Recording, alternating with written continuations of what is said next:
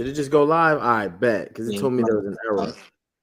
Oh, there's an error on the Twitter. But all right, bet we are live. We are live on. Okay, now we're live on both. Here we go. All right. Sorry for the small little setback, but we're back even though we never left. Attitude Era podcast, y'all know what it is. It's a Monday night after Raw, and they tried to give us a goodie. I bet you didn't see what Quicksilver say. I bet you didn't see that one coming. Y'all know who it is, my guy right here to my right, or maybe my left, depending on how you're looking at your screen.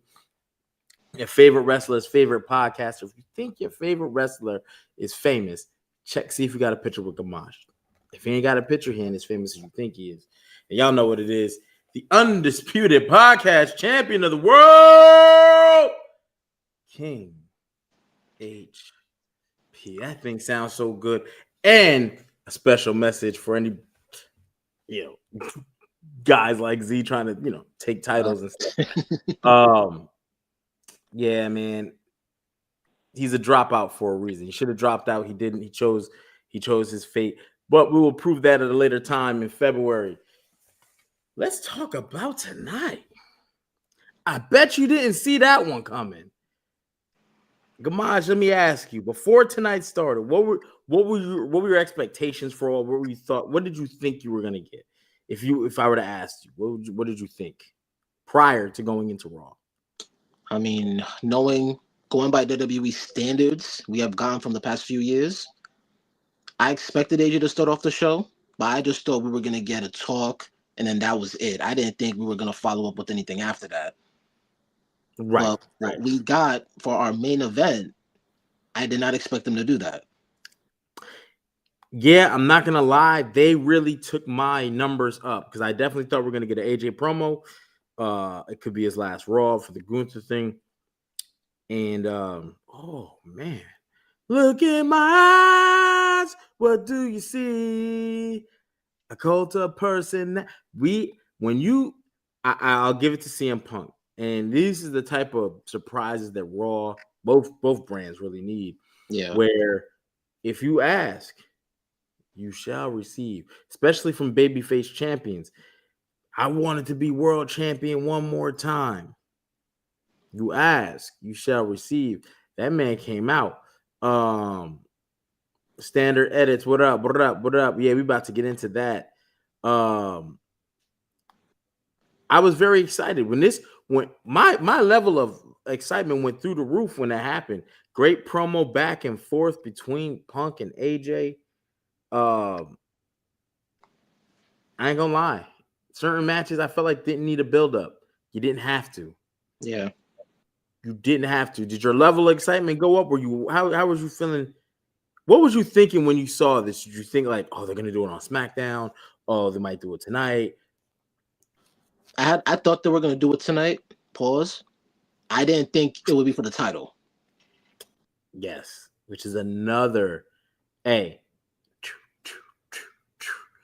it definitely raised the stakes of where I thought Raw was going in the opening segment. I thought this was probably one of the better openers of the year because the surprise effect to it. And I hate to tell people this. I hate to say this. I see Mike, that dude MC2, that's Mike. He alluded to it earlier in his comments. You're watching AJ's retirement tour. I think they're trying to stray away from making you think what's going to happen is going to happen by saying he wants to do a full year because John Cena got a year. But come on, what you think? What you thinking? Do you think AJ gets past this Saturday? I honestly don't. And I am mentally and emotionally preparing myself for that because this is one of my goats. But it's just been too many red flags. Yeah. Yeah. There was even an incident where I think Shinsuke had put a tweet out where he leaked it. Yeah. And then he took it down. Yeah. That one hurt. That was like, oh damn. Yeah, and I was like, damn. I'm not gonna lie. The Shinsuke was the giveaway, not just his tweet, but just wanted to do the match. But I get it. AJ did mention, I'm trying to think of the podcast or interview he was talking about it. He said he just wants to go away. Sometime last year, it was back when Seth Rollins was face to face with CM Punk on a Netflix. Like, I'm trying to think of the event they had where they were celebrating Netflix and they were bringing out stars and they were dressed up. Remember, CM Punk and Seth Rollins were face to face, barking. Neither one was champion at the time. It was at that press conference. I believe that was the one, if memory serves me correct, where KO still had the Winged Eagle belt. Oh, so that was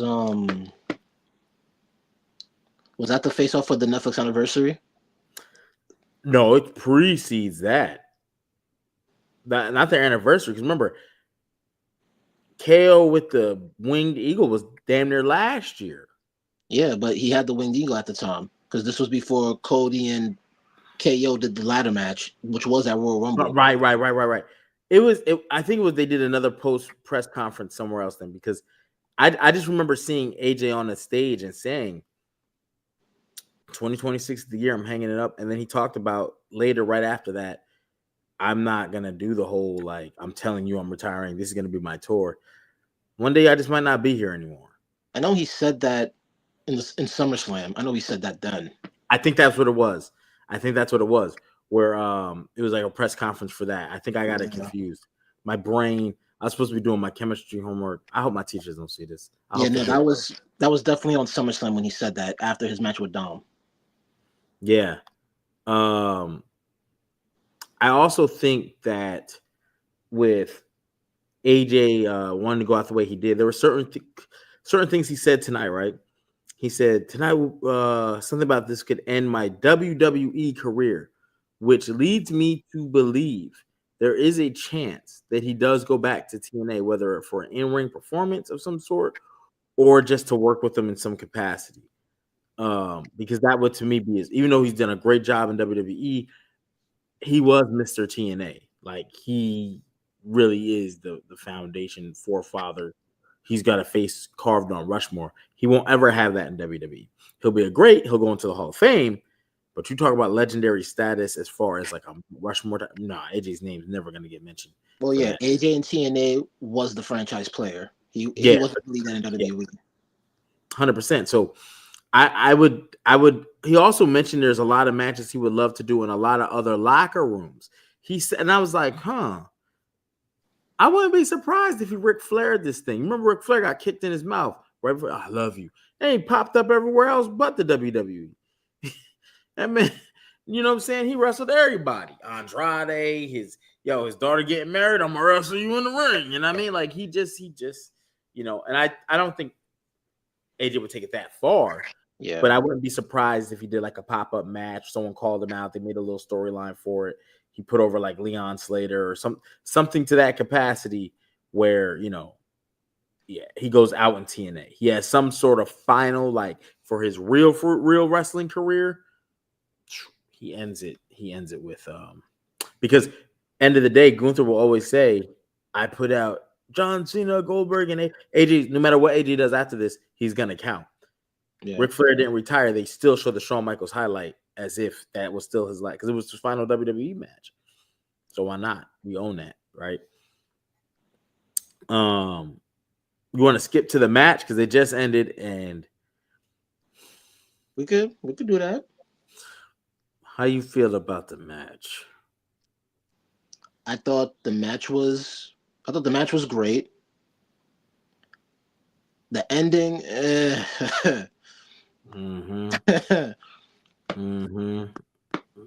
Not a fan of the ending. I get why they did it, but not a fan of it.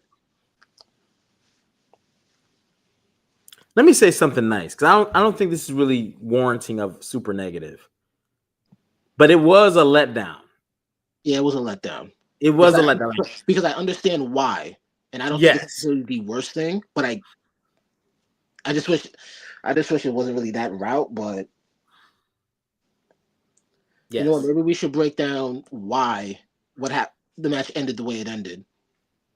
So that's a great thing. Because there was a little story for that.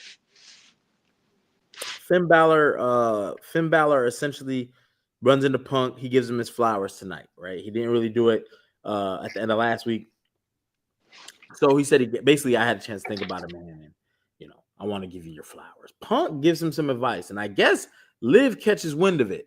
You know what I'm saying? But the advice is you got to ditch Judgment Day. And WWE, I need you to be sensitive. I'm not going to get political, but be sensitive to what's going on in the world.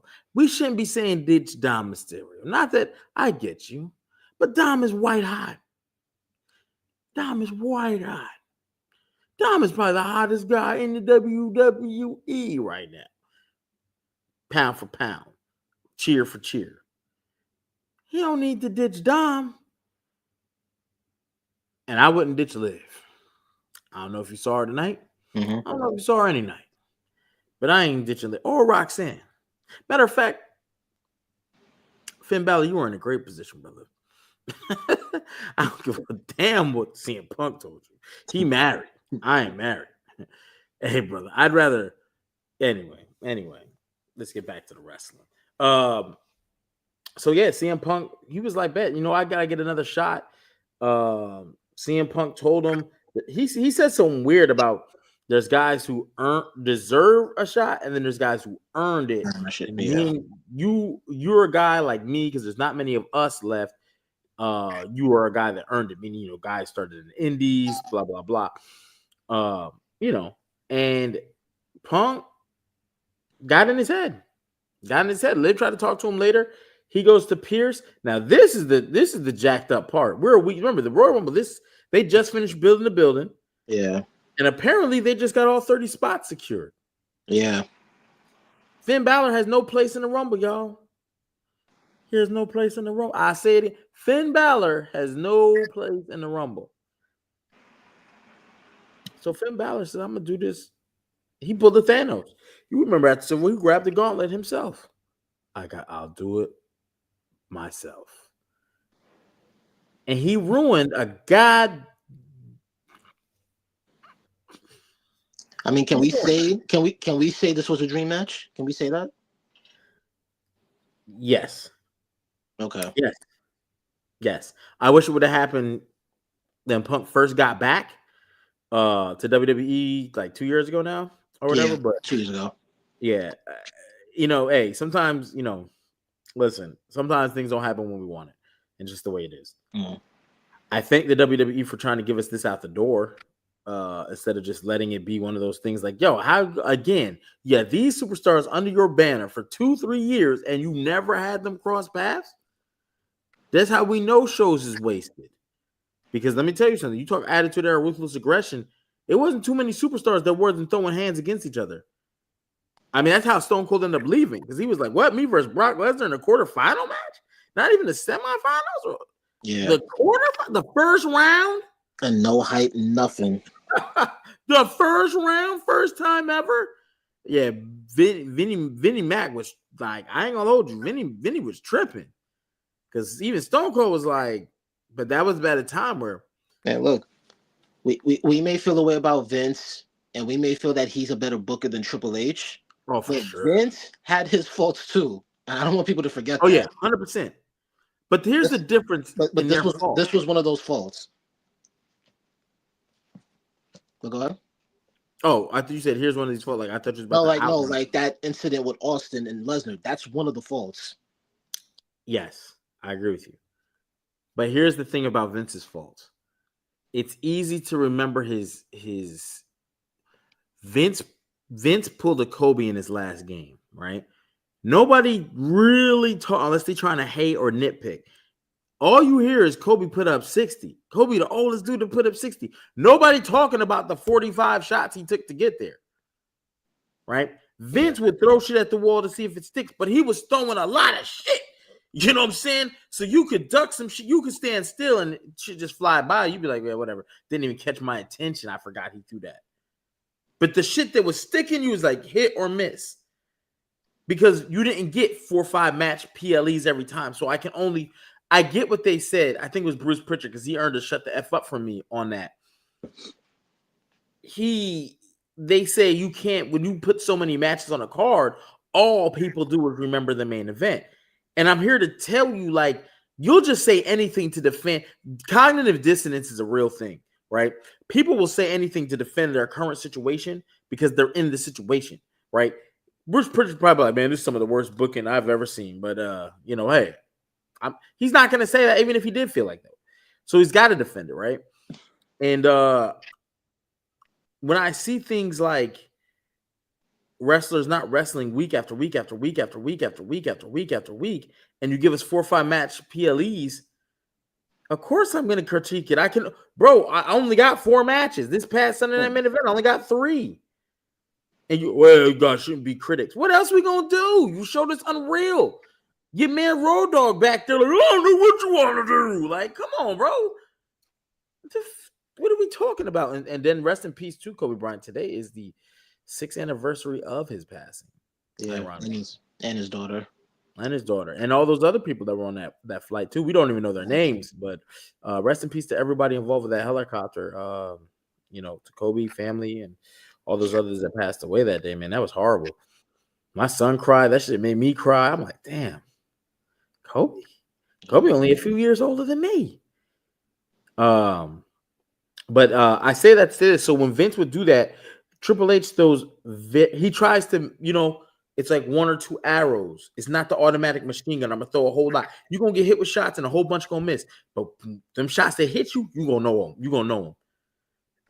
We only get 3-4 shots, so you make us have to critique it on a hard, steady basis. So salute to WWE for giving us this match. I don't like the way it ended, but it works for a storyline.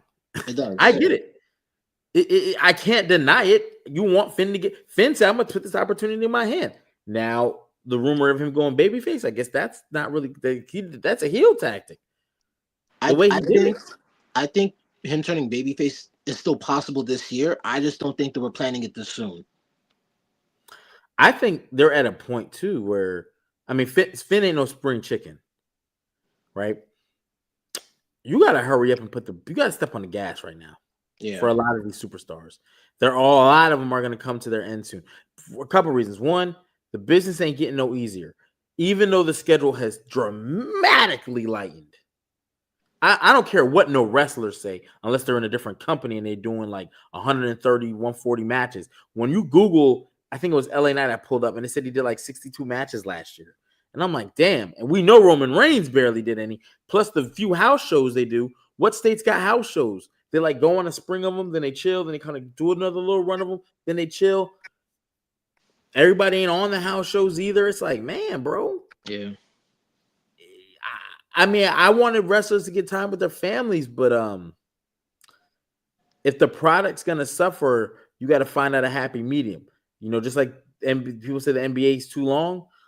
All right, well, maybe 82 games is too much. But brother, don't give us 12. You know what I'm saying? And act like we ain't gonna act the fool with just 12 games and wonder why there's 86 turnovers because they barely hoop. What you want us to do? So, I don't know, 40, 45, 50, but either way, they're making more money though. So in their eyes, can't do no wrong. If we're making more money, show me where I'm doing wrong. The ratings don't support because the deals that got you on the Netflix, you guys were doing $3 million on the SmackDown. And SmackDown was the leading show as far as viewership on a steady, consistent basis. SmackDown was the horriblest ratings ever, almost ever under the Cody Rhodes banner. Hate to tell you this, you guys got to figure something out. I think start with your PLE format. Start with what you're booking on them shows. You can do more talk, 3-4 minute segments, but more matches. Now, yeah, at this point, definitely I would say more matches. If you're gonna cut off all the house shows, especially, like why not put more matches in your PLEs? And on the real, I don't know, but like even tonight, right? You had the whirlwind. Oh my gosh! Let me get back to Finn because there's a lot to cover. Are you happy for Finn? Do we see this happening? When is Finn versus? Is this the Elimination Chamber main event? Not main event because the Elimination Chamber itself is a main event. But is this, is this going to lead to that, or do you think they try to squeeze this in on Saturday? That's what I was thinking they were trying to do. Like squeeze it for Rumble, but I feel like it doesn't get enough steam if you just do it last minute like that. Okay, that's fair. Matthew Barrich, we're gonna get into some predictions. I want to see everybody in the chat because Yeah. I ain't gonna hold you as much as I can sit here and complain about WWE. I got a few things I can say very good about WWE too. And one of the spaces they're in that is good, I kind of don't know who's gonna win the Royal Rumble. Same. Like, I got a few picks, which is good. This is what you want. People like, I can see them doing a late entry. Sami Zayn wrestling the match, loses, but then he jumps in. I can see Roman coming back. There's some things we need to talk about with that. Yep. Ooh, Cody Rhodes is in the Royal Rumble. Does he get a shot at Drew? A rematch with Drew?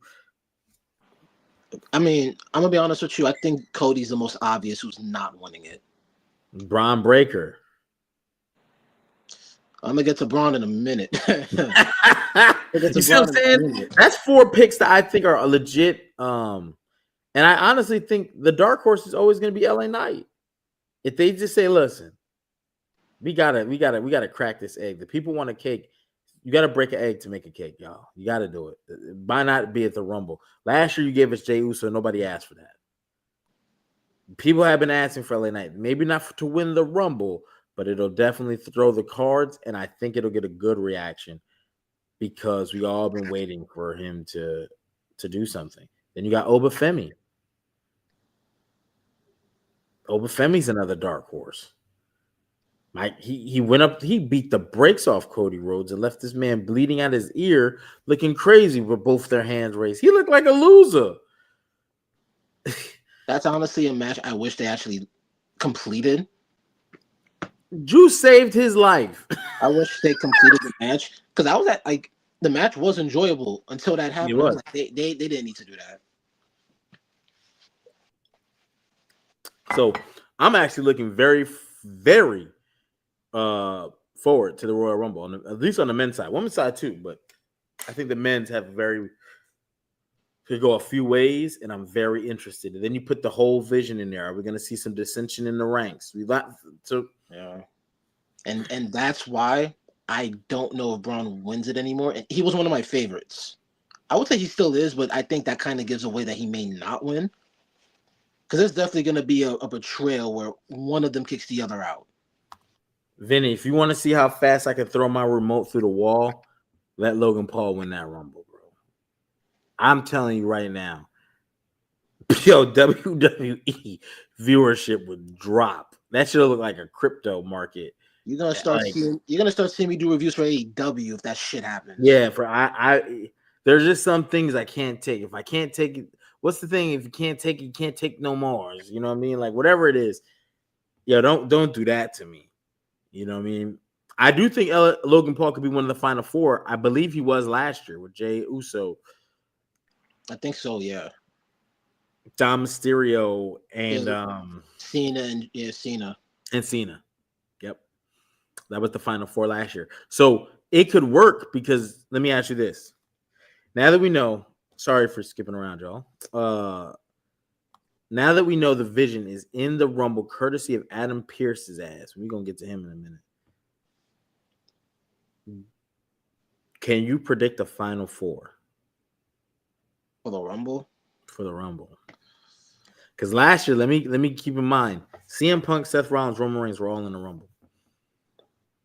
They pulled a fast one with us, y'all, and set up a triple threat with Seth Rollins, CM Punk, Roman Reigns, and they all got eliminated together.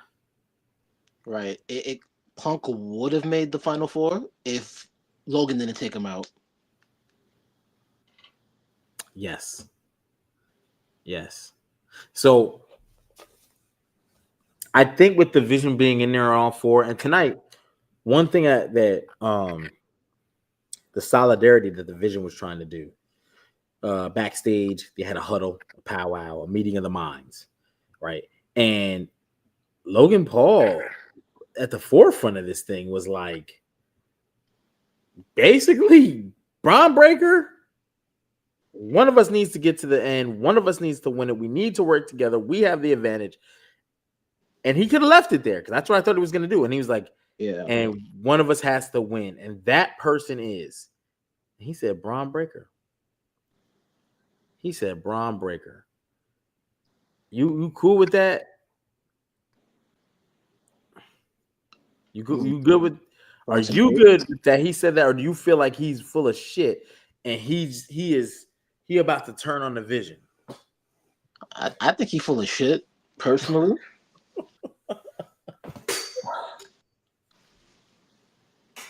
Okay. But you know how it is. The person that's usually the snake of the group is the one that's gonna come off the smartest of the bunch.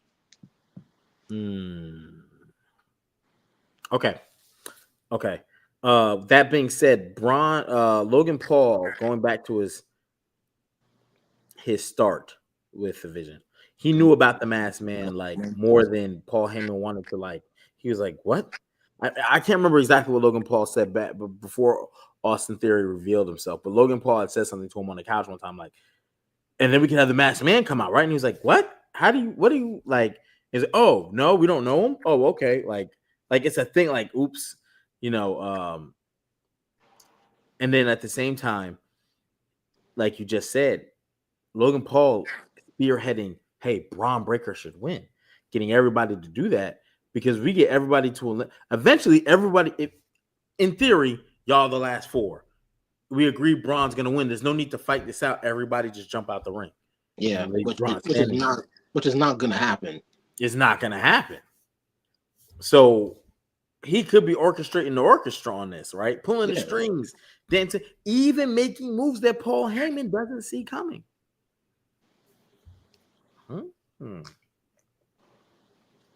Going back to Logan Paul first coming in the Division, Braun Breaker told Bronson Reed, "I don't trust him." That was what he told him when they were walking backstage on a Monday Night Raw one day, when it was like they were first putting him in there. As a matter of fact, now that you just reminded me of that, I would not be surprised if it's Logan Paul that takes Braun Breaker out. Oh, and here you go. Now you have time to sit Braun till maybe, let's say, SummerSlam, because he's got to deal with something within the Vision. Yeah, that would not surprise me if it's Logan Paul that takes him out.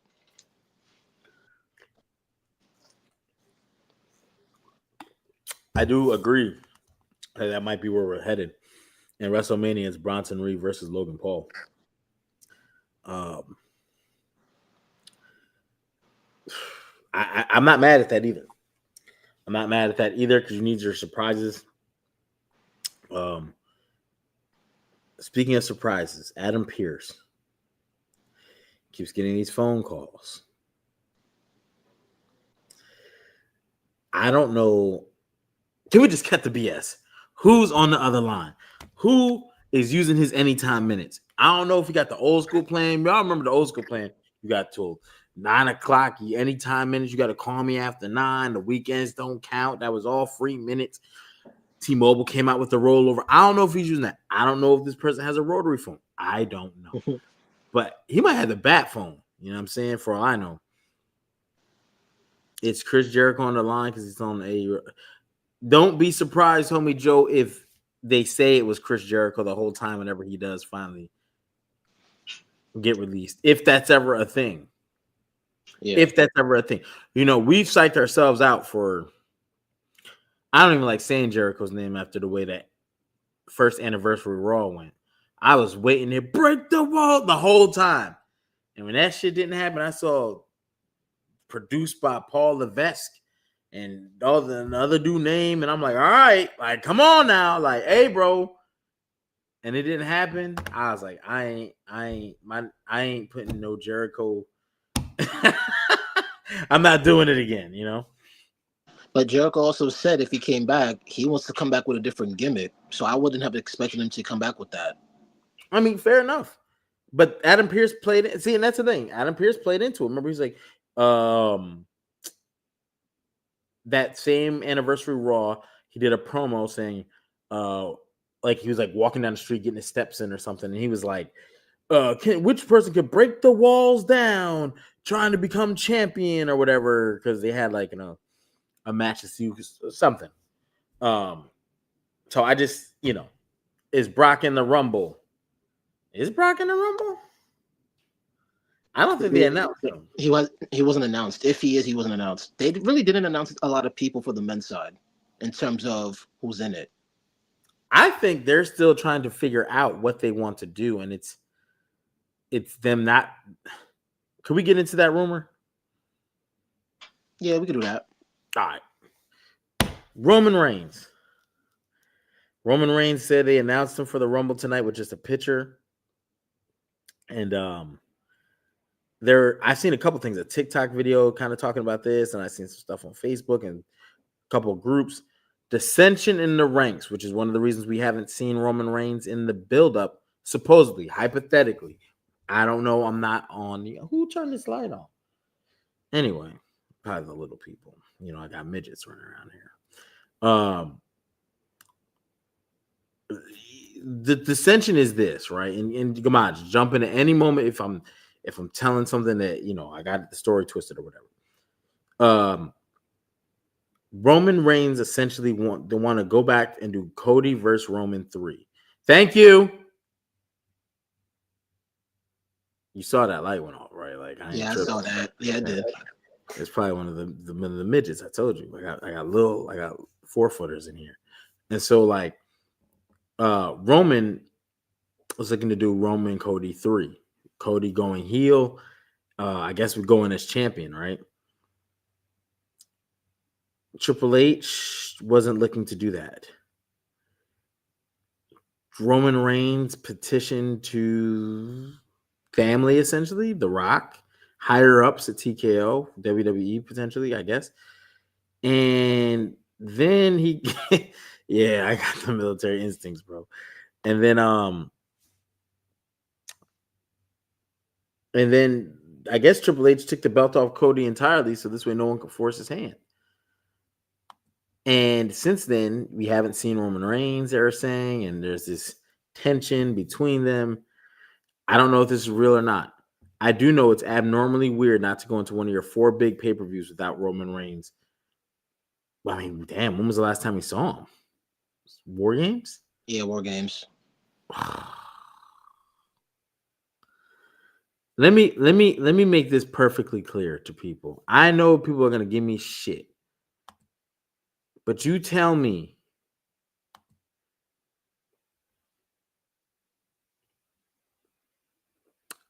I'm trying to phrase this without getting my ass in trouble.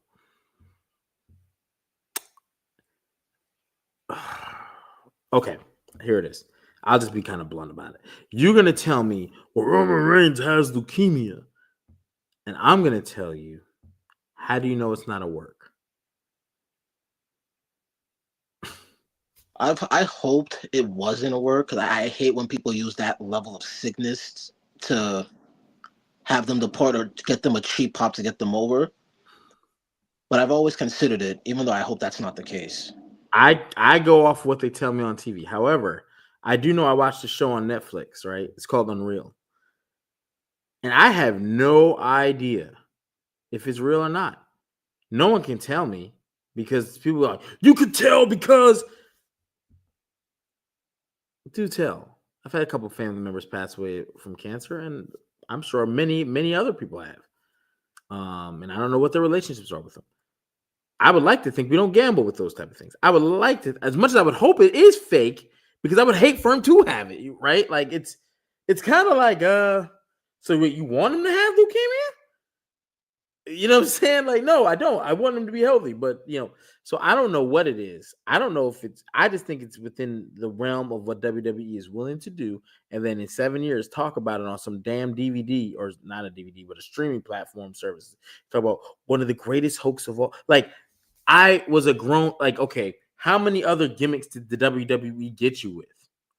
Some were culturally fucked up. Bro, y'all still think Muhammad Hassan isn't Italian. He's not even of that descent.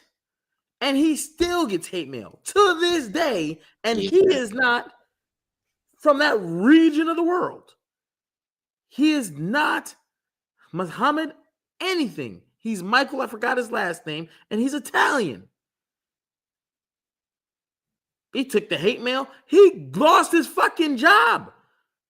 Because they tried to behead The Undertaker, right? They could have just gave him another character, like, all right, Mike, hey, Mike, take that shit off, bro. We're going to have you eating spaghetti. Yeah, completely let him go.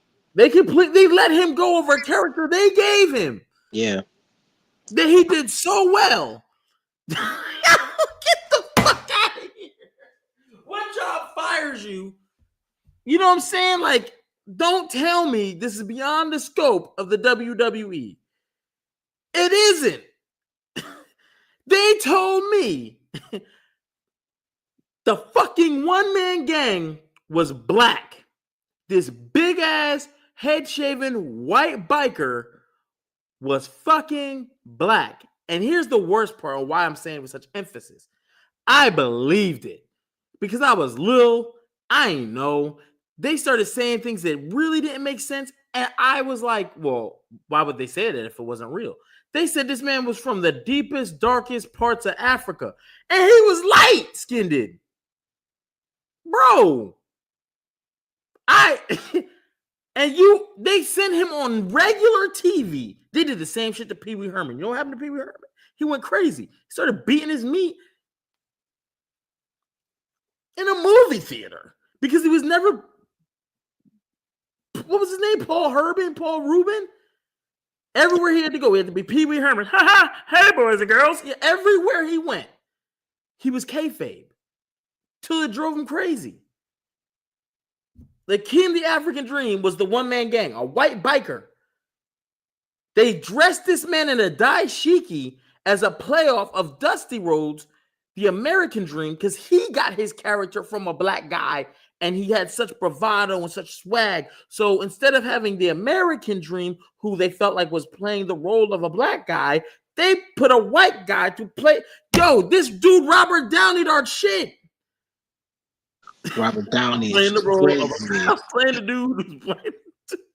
So if I ask you if Roman Reigns really has chemo or leukemia, we wouldn't know because they're never going to tell us. Let's know this: if he does, he's also shooting movies. Not impossible. We watched Chadwick Boseman do it, right? So it's not impossible. But damn. Chadwick Boseman wasn't wrestling either. Taking steel chair shots and shit. I'm pretty sure that's another reason why Roman's schedule is so light. But that could be it too. So it could be a very real thing. I don't know, and I don't want to make light of it. But I'd be like this, though. I don't know. I don't know. I don't want the WWE to get me again. And they've got me plenty of times. I thought Razor Ramon was Hispanic. I thought Zeus was going to kill Hulk Hogan till I seen Ice Cube hit him with a brick. I was like, hey, that's Zeus. I thought he was larger than life. And I was like, damn, he about the same size as Ice Cube. That's crazy. You know what I'm saying? Like the kayfabe back in the day was crazy. But if Roman is, what would you prefer? Would you prefer to see Roman Cody 3? Fake ethnicities versus health problems is a difference. Bro. Let me try to think of some more health problems. You remember Shawn Michaels, the concussion angle? They had everybody panicked. They did what they did with Seth Rollins. The first time they did it was with Shawn Michaels, except even less people knew. Owen wasn't aware. The ref wasn't aware. The commentators weren't aware. So everything got called as if it was real, and they took him all the way to the hospital with an oxygen tank on his face and everything. After Owen Hart had insecurity him in the back of the head, Shawn Michaels skinned the cat, came back in the ring, turned around, yeah. And he's like, oh. And then he just dropped. And I remember being like, what the fuck? I do agree with you, Vinny. Leukemia is bad. But if you don't really have it, is it bad? Or is it performance art? Or if you had it, but you keep the story going.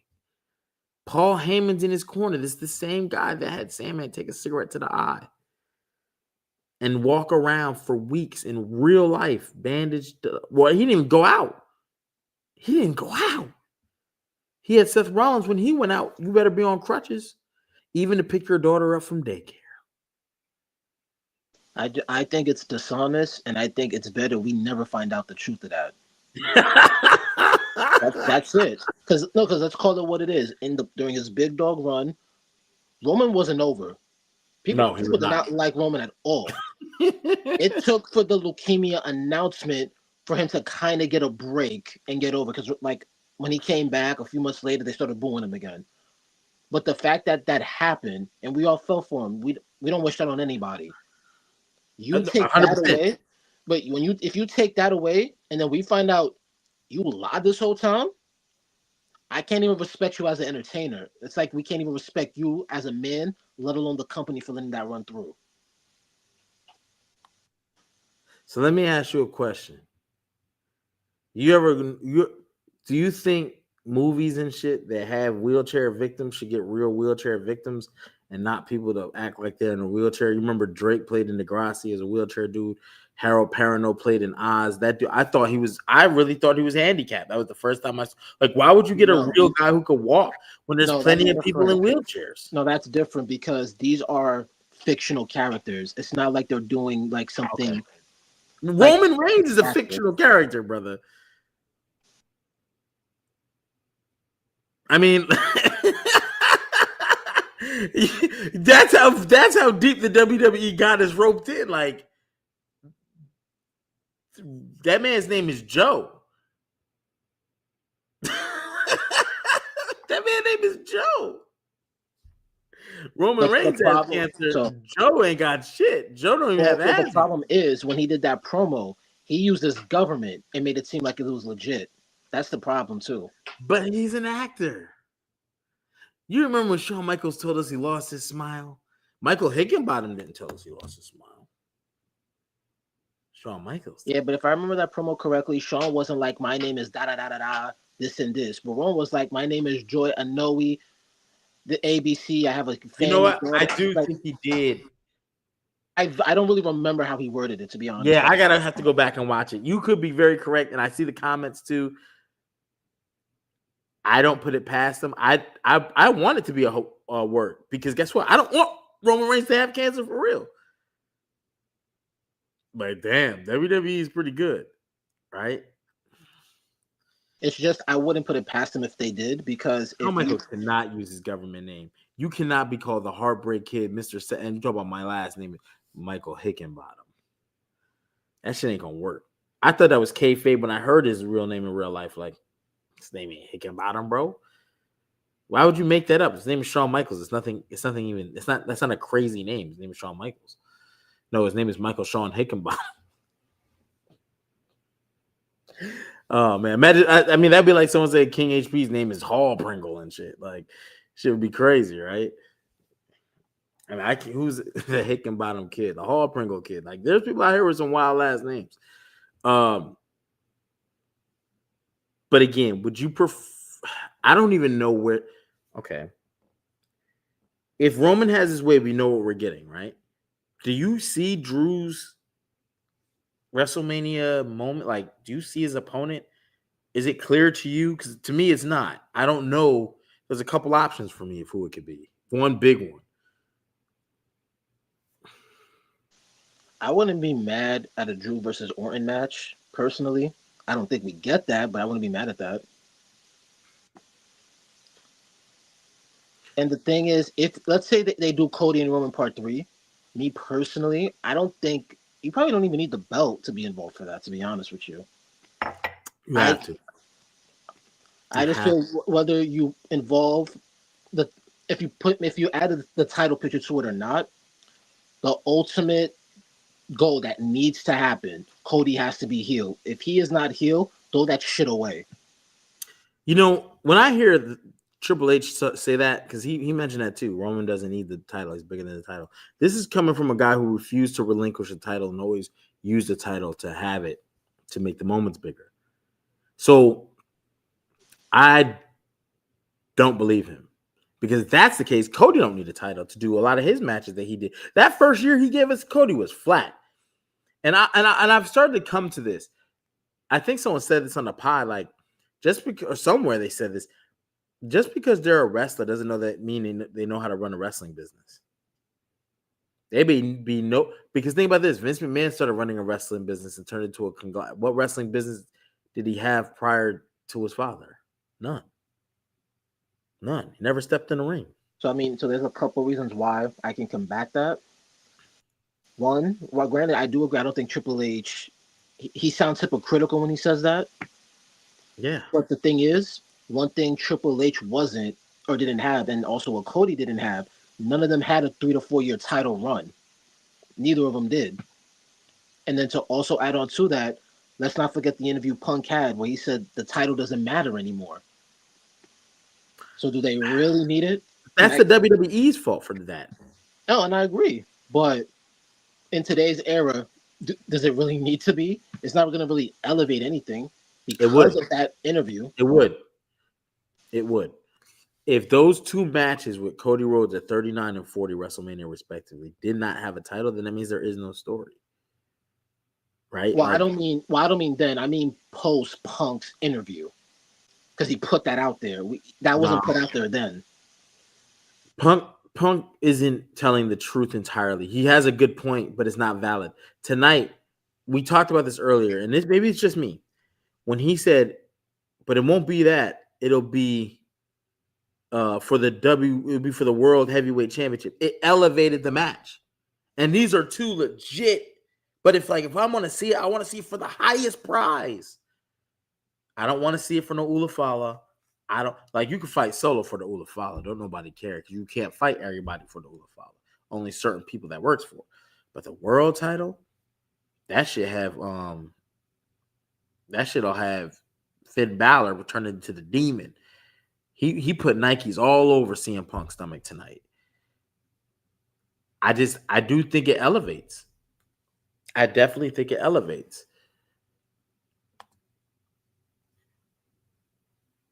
This guy's funny. I don't know where you from. Looks like somewhere over in the. We see you. It all depends on who's writing the show that night, but I'll tell you this. AJ is a better string of matches in his current run than CM Punk does since he came back, so I'll leave it there. I'm going to say something maybe controversial, but I'm just going to be honest. When you saw AJ and Punk wrestle tonight, you wouldn't think AJ's older than CM Punk. You're correct. And I'm probably going to leave it there before I sound like I'm disrespecting Punk, and I don't want to. You might sound very Kevin Nash's. Yeah. It's crazy, and I'm definitely fucked because I should have did my chemistry homework and turned it in. It was due at 11:59. Fucking exam. I'm in trouble. I do think that AJ has to lose, and that's the sad part because you can't come back from who puts their career on the line and doesn't lose, because then what's after that? We're gonna do it again. No, you can't. I'm not gonna keep putting my career on. The only time that kind of worked was the Ric Flair storyline. Pretty good, actually. If I lose, I'm out. And they had him win all the way to WrestleMania. Well, the difference with Ric Flair's was Ric Flair did not make that stipulation or wanted to agree to it. Vince McMahon forced it. Because remember, Vince was like, "Oh, you don't want to retire? All right. So this is what's gonna happen. Next match you lose, that's it." That wasn't a Ric Flair choice to agree with. Vince forced that. That's what made it different, and that's what made it work. Yeah, I agree. And this is where the story, man. Like you said, Vince doesn't have all home runs. He's got some strikeouts and some. But sometimes, man, I just don't see as much creatively from this regime as such. I still see some stuff. Tonight didn't take much. They put the right ingredients in the pot, stirred it up, turned it on, and boy, that aroma cooked. Oh man, it was savory. However, I'm not a fan of the end. I just wish we would have got a definitive winner. Just to be honest.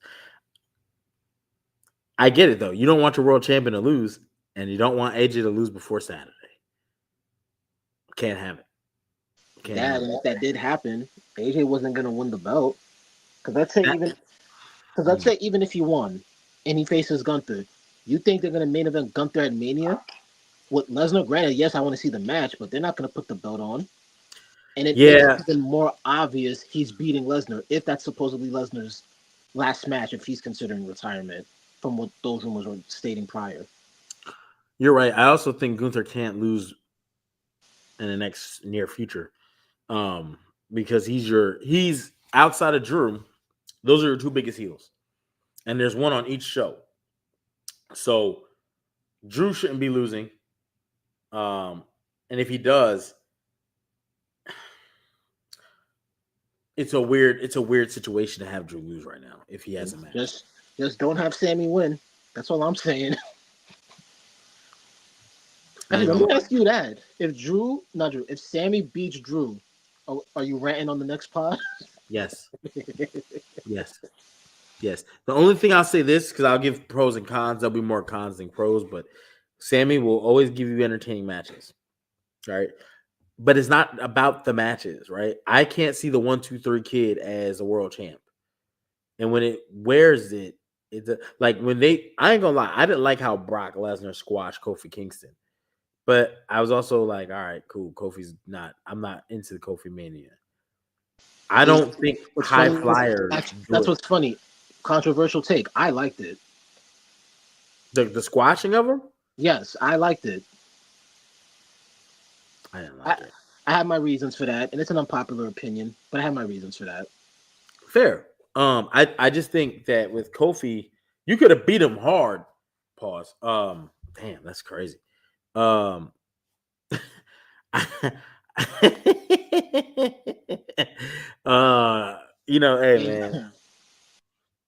I got something for Z. I mean, one thing I'll say about the Kofi thing I did not like. I didn't like that post squash. He didn't try to get the title back. Yes, but that's Damian Priest. That's a couple of these guys. When you lose the title, you don't have a desire to get it back. What are we doing here? And, so I don't know. When I see Sami Zayn, I don't see a world champion. Even if you put the belt on him and he gets to talking all crazy, and his promos aren't bad, his matches are good. But bro, when I see you wrestle Drew if I see you in a bar and they put the money, yeah, but the smaller guy can win sometimes. Yeah, he can. He can. It's possible. Jake Paul could have beaten AJ. Big Show should have beaten Floyd Mayweather. It looks crazy when that's not the case, though. It just looks crazy because you're in a combat sport. I do think sometimes small guys, because like, okay, when Shawn Michaels was world champion, you look at Shawn Michaels up to 98, from like 97, 95 to 98, and his body type, he was at his peak, like physical. When he came back in 2002, you could tell I ain't working out like that. I ain't doing all them push-ups. I'm not pushing all that weight. I do enough to keep me in shape, right?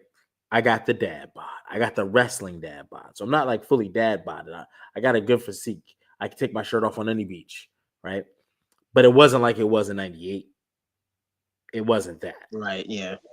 So Sami Zayn always just looks like he ate 2 Hot Pockets and drank a 6-pack. That's what his diet is. And that's cool. That's you. But Drew McIntyre made this point on the Impulsive podcast. Like, yo, guys got to hit the gym, bro. Y'all got to hit the gym. You got guys coming in. Look at the size of Randy Orton. Randy Orton's supposed to go in there and lose to a guy who's 190. But because he's 190, the show's going to be like, weighing in at 222 pounds. Cody Rhodes is like the bare minimum of a wrestler. And it's really his height that helps him out. Because I'd be looking at him like, bro, come on, bro. His moveset, he's not even athletic. Like LA Knight, come on, bro. Give it to him. My man be doing... Anyway, I'm not having this conversation, but I'm having this conversation. When you look at a guy, you know what I'm saying, in a it's not like boxing in a sense, like we get to pull off moves. We get to wear you down and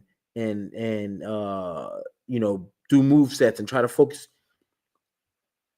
This is where I think wrestling helps. Chain wrestling helps smaller people.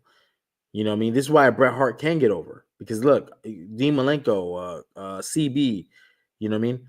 I'm gonna wear his body part out. This knee is gone. I chop down trees. That's what he would do to Kevin Nash. You do to Undertaker. That's what he do to Psycho Sid.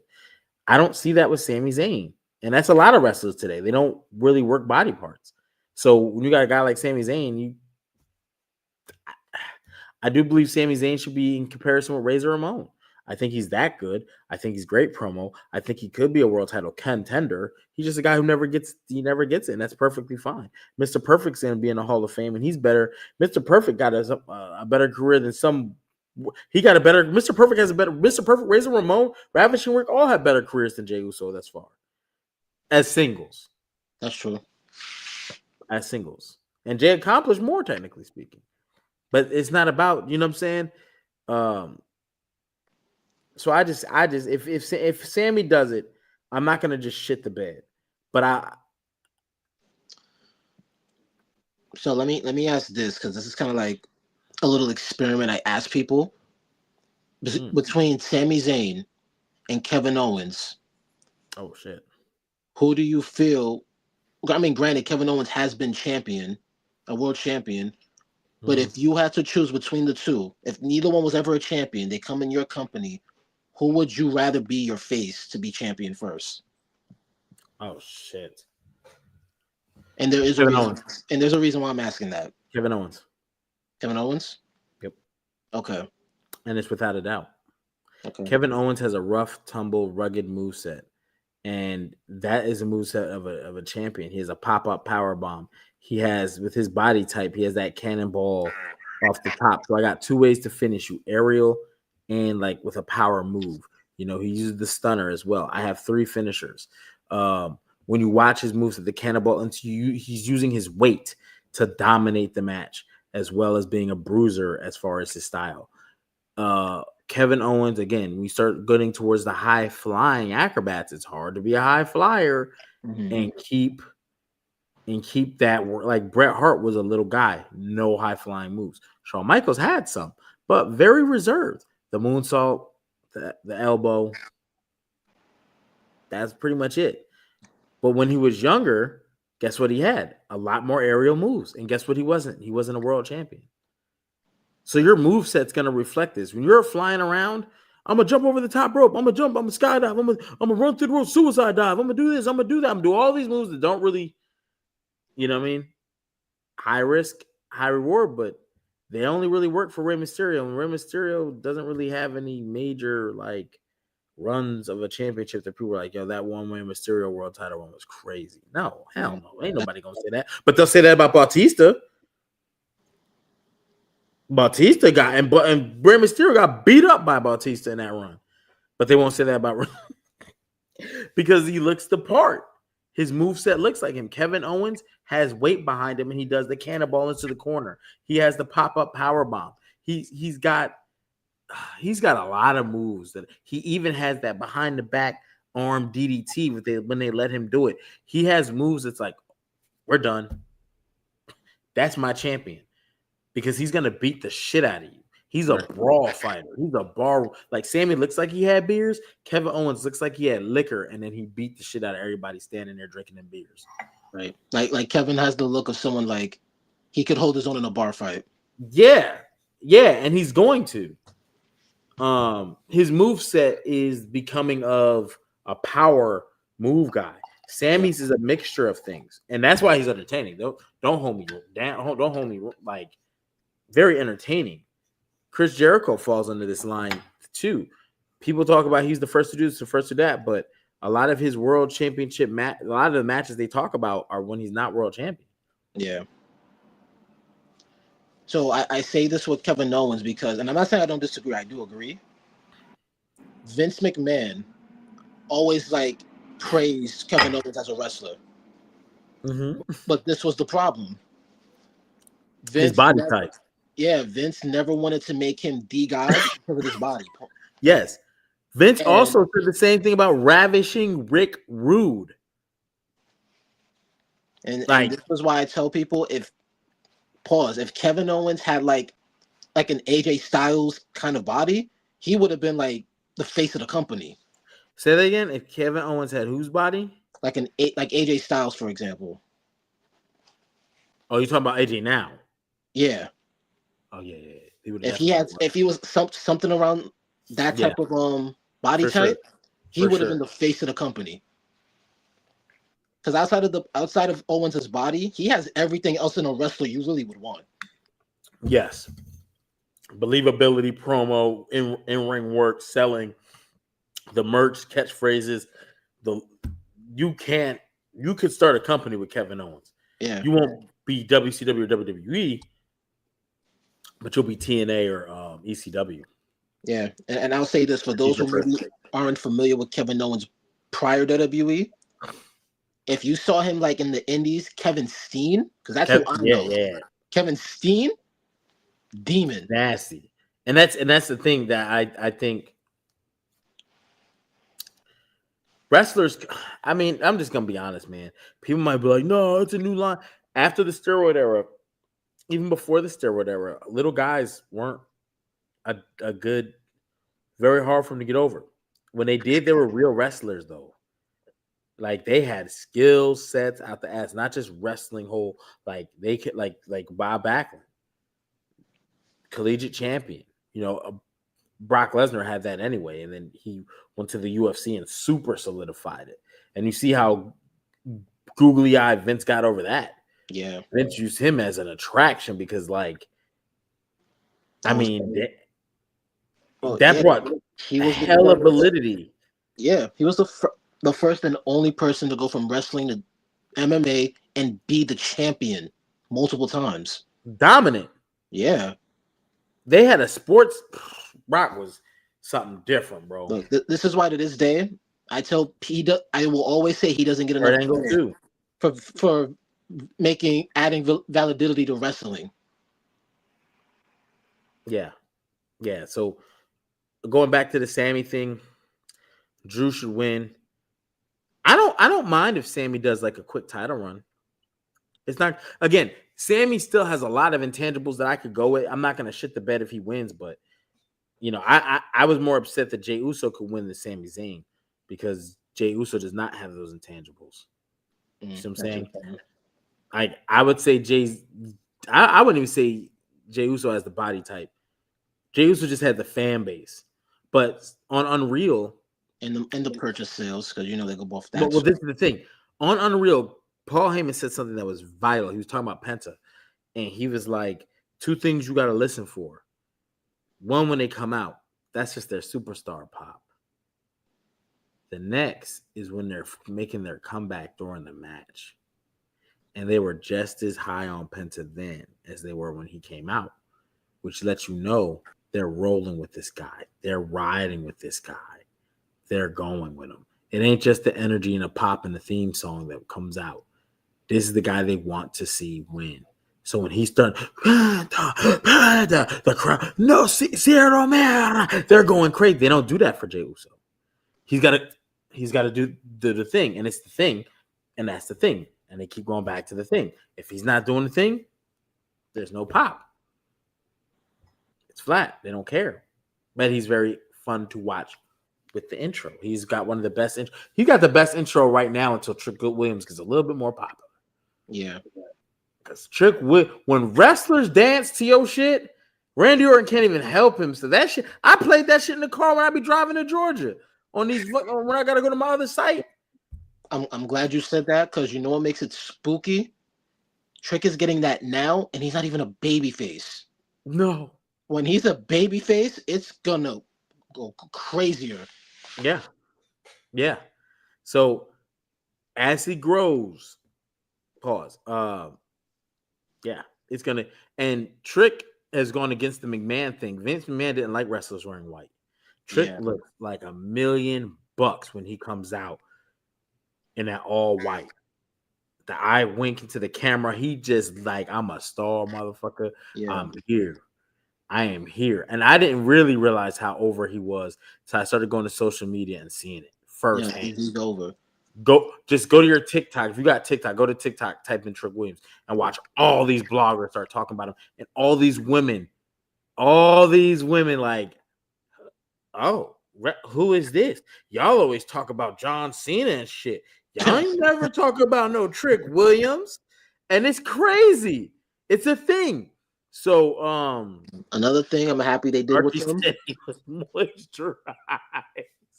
Yo, that was crazy. Duh. That was wild. Salute to the greatest heel in podcast wrestling today, even though he's no longer here today, but he might be back hopefully sooner than later. The Archie Carter, the most loved, most hated. He's taken a lot of his social medias down, but you can still catch him and his music and such at the Lunch Table Owners. And when he has shows and such, I'll still make sure to get that information out. So if you're in the vicinity or you're in the area or you just want to, you know what I'm saying, know where to look or whatever, yeah. Moisturized. Yeah, that was crazy, man. Oh my god! But yeah, I didn't realize I was not because you watch. Remember, we used to watch him every week on NXT, and you're like, all right, man. I mean, another thing they did with them that I'm happy they did. They made him keep his gimmick from NXT. They did not switch him up because sometimes they be doing that, and I'm glad they didn't with him. That would have messed him up. Archie was king of the sus liners, bro. Like that. He used to say ultra hot, ultra white hot. My man was on one, man. God damn. He ain't here to defend himself, but he might have been seeing them. I don't know, man. Archie used to say the things Big E used to say, and Big E used to say things I would never say. So Jesus. I'm totally failing my class today, y'all. Just so y'all know. I'm so far behind in chemistry. I have 4 assignments due, and I have none of them motherfuckers done. And one was a lab. I thought it was just a test. I was like, I think I'm pretty much ready to take the test. And then man, I'm so fucked. So the next couple days, like you see me, I might not be here this Wednesday. Check out the Humble Roses podcast. I got invited over there to do a Royal Rumble. I don't even know if I'm supposed to be saying all that. I think so. I think he's going to start marketing if he hasn't already. Royal Rumble trivia over there. And then if there's time, presuming, depending on what time they wrap up there, we're going to pop up here. Maybe we'll go on a different day. Or maybe we all pop up over there. Who knows? But yeah, definitely. Gamaj running this show Wednesday. He might have to. You know what I'm saying? We got Gamaj ready.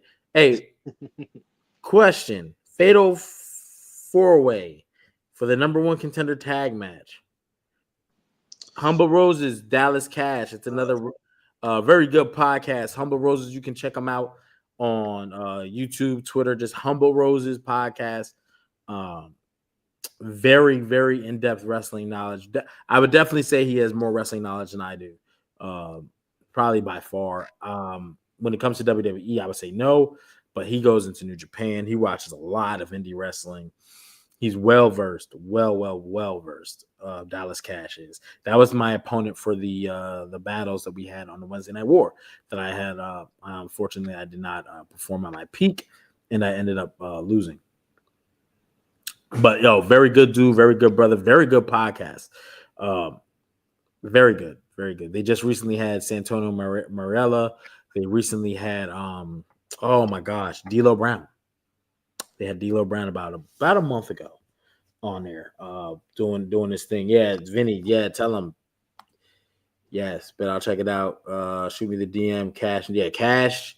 He don't mess around, bro. Dallas Cash knows is very, very in-depth wrestling knowledge. Very good, very good. If I had to lose to anyone in a rap battle for wrestling bars, low key, I'm happy with him.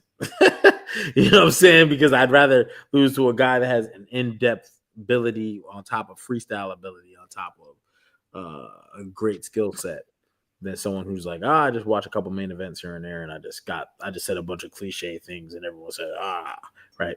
So yeah, shout out to him. Yeah, he did have Karrion Kross on his pod. I remember seeing in his tweets, I follow him on Twitter, X If You Nasty, that when he asked Karrion Kross for the interview, and Karrion Kross responded to him directly, like not even on DM, just straight up in the post, in the chat. So that was fire. So yeah, salute to the Dallas Cash and everything he has going on the Humble Roses podcast this Wednesday. Tap in 7:30 Eastern start time. So yeah, absolutely.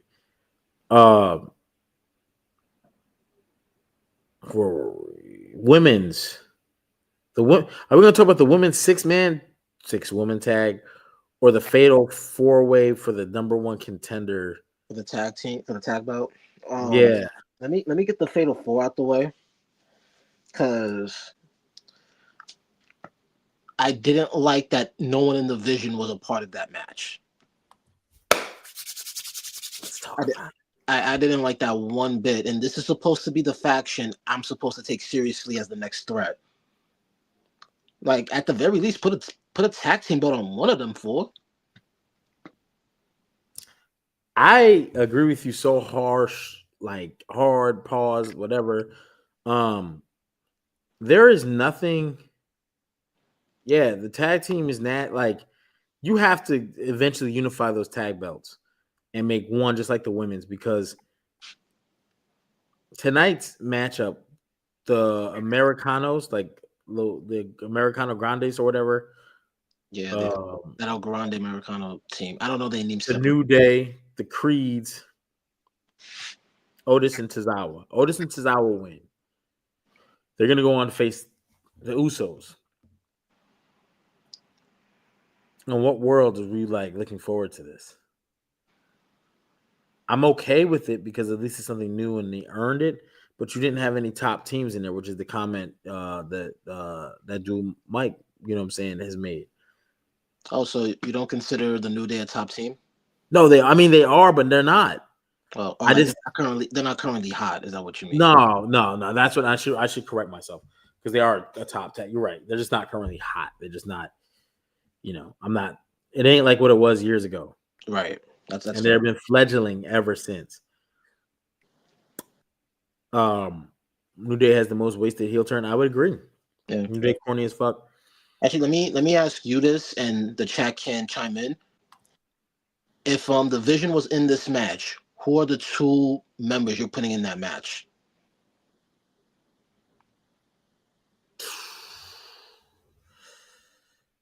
I'm gonna be honest. Austin Theory, he's gonna always catch an L, so he's going in. And probably Logan Paul. Logan Paul is the new guy in the group. And I remember when Bronson Reed was being tatted as a monster before he took out Seth Rollins. And they had him going in that direction. Bronson Reed has become just a guy in the background. You don't even say anything super great. When he said the guy, I forgot Paul Heyman's introduction for each guy. Don't quote me. But he called Austin Theory the hottest young prospect. He called Logan Paul, which we all know, the most popular guy on the planet. He speaks super highly of Braun Breaker. He said that's the reason we're all here tonight. Blah, blah, blah, blah, blah. And he just like, and the master of the tsunami. Bronson Reed. Like, what? I'm more than a tsunami. Like, why am I not going after the mid-tier title? These guys take the tags, and he goes and gets the world title. And now the Vision is the most formidable group in all of sports entertainment. Yeah, that's why I would remember they did that for not for Judgment Day. They did that for the Bloodline. Yeah. The Bloodline at one point was the hottest group in professional wrestling, because you had a tag team that was undisputed with both shows' belts and your leader with both shows' belts at the same damn time. Is the Bloodline something to be played with? Clearly not. They got six titles between these members, between 4 people. Yeah. The only titles they did not get were the mid-card titles. Imagine they would have had Solo take an Intercontinental Champion and a U.S. title. Right. Even if it would have been for 1 month, all titles would have belonged to the Blood. Man, the fuck? You could have given Solo like either USIC and the other could have went to Sammy. It could have been a King of the Ring title shot. Yeah. A King of the Ring thing, and then him forfeiting it. What? I don't want the title shot. What? My tribal chief told me, and I listened to my... So now they got to scramble to do something. but it would still go down that Solo won the King of the Ring. Bloodline was that squad, and you believed it because they showed proof. So even though they tried to trump titles with Ula Falas, bracelets, other storylines, don't be fooled. Those things mean the most. If they didn't, Roman Reigns wouldn't be touted. Roman Reigns lost that title. He has since, remember he said, don't believe when people say they're the main event. No, they're a main eventer. I'm the main event. Right? He told you. You believed it. You believed it so much that now when you see SummerSlam and he opens the card, you're like, this is bullshit. Cognitive dissonance. You don't believe it. He's doing it, and now you don't accept it. But you're seeing it in real time. Yeah. And the main reason the Olafala was so over was because it was on somebody who was dominant and a champion for all those years. If it wasn't that, even if it wasn't, let's say, consecutive, but it was like the majority of his run, even if he lost it once or twice, he was still the most dominant person in the company. He held them titles for 3.5 years, but he didn't even take a pinfall loss in 4. Yeah. So there's that. You know what I mean? Secondly, not only that, the pinfall loss. After he lost the title, remember there was the treadmill. He's like, today is day 1. Then remember before Bad Blood, they had him and Cody go to the stadium and face off. And he was like, you're in my way. And Cody slid over. Is like, in life. Then they've constantly, when he came back, and remember The Rock did some shit, and him and Cody, he's like looking at him. You can't do anything else outside of Roman, Cody, 3 for the titles. See, it has to be. See, but now I also feel like they also go that route. You have to involve The Rock too. I think you get it without it. You think it works without him also? Mm-hmm. Because one thing they haven't had of the 2 matches they've already had is a match with no interference. 39, Bloodline interfered. 40, we all saw that when everybody came out. There has not been a straight one-on-one match. And they should make it to where, hey, it ain't Bloodline rules. It's hell. We could. I don't think you need a gimmick match for WrestleMania. That's the thing. You don't really need one because then you authorize for people to come in and do some bullshit. When we've seen that every single time. The one thing we haven't seen is him versus him, no one else involved. So I don't know if you want to steel cage it. I don't know if you want to Hell in a Cell it. But when you say Hell in a Cell, a lot of times we still expect a run-in of some sort. Yeah. I think we need a straightforward match with a clean victory. And I think it should be Roman Reigns. I can't justify Cody. I could definitely justify Cody. How? If we're doing the heel turn, then yes, put it on him. No. Yeah. We gave you the belt for 2 I'm gonna give it to Roman years. For what? Like I said, if Roman gives me 5 matches before Mania, then fine. He's not giving me 5. Okay, cool. He doesn't give you 5. He doesn't give me 5. Cody, again, and he had it for like 4 years. Here's the kicker. Nah, man. Here's the kicker. You dropped ratings by 66%. We went from 3-point-something million to 1-point-something million, where they were talking about, damn, Jinder Mahal was getting higher ratings, to the fact that when a few months ago, SmackDown didn't hit 1 million views. This is under Cody Rhodes. So, yeah, I might give you 5 matches, but just the fact I'm on the card, people associated to me, we keep Bloodline storyline, people coming out and speaking for me. I pulled Netflix. I pulled all these deals.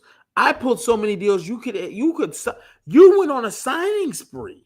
You signed AAA. You signed a deal with. You were able to do a merger deal with TNA of some sort. That got them so hot. They got a deal with AMC. And you want to talk about you should go over? No, you got us under. So now this is where I'm going to put context into both. Hulk Hogan only wrestled 5 matches a year. Ultimate Warrior only wrestled 5 matches a year. They wrestled more, but we only saw them wrestle on the pay-per-view. And there was only 4. I'm going to add context into what Roman has done.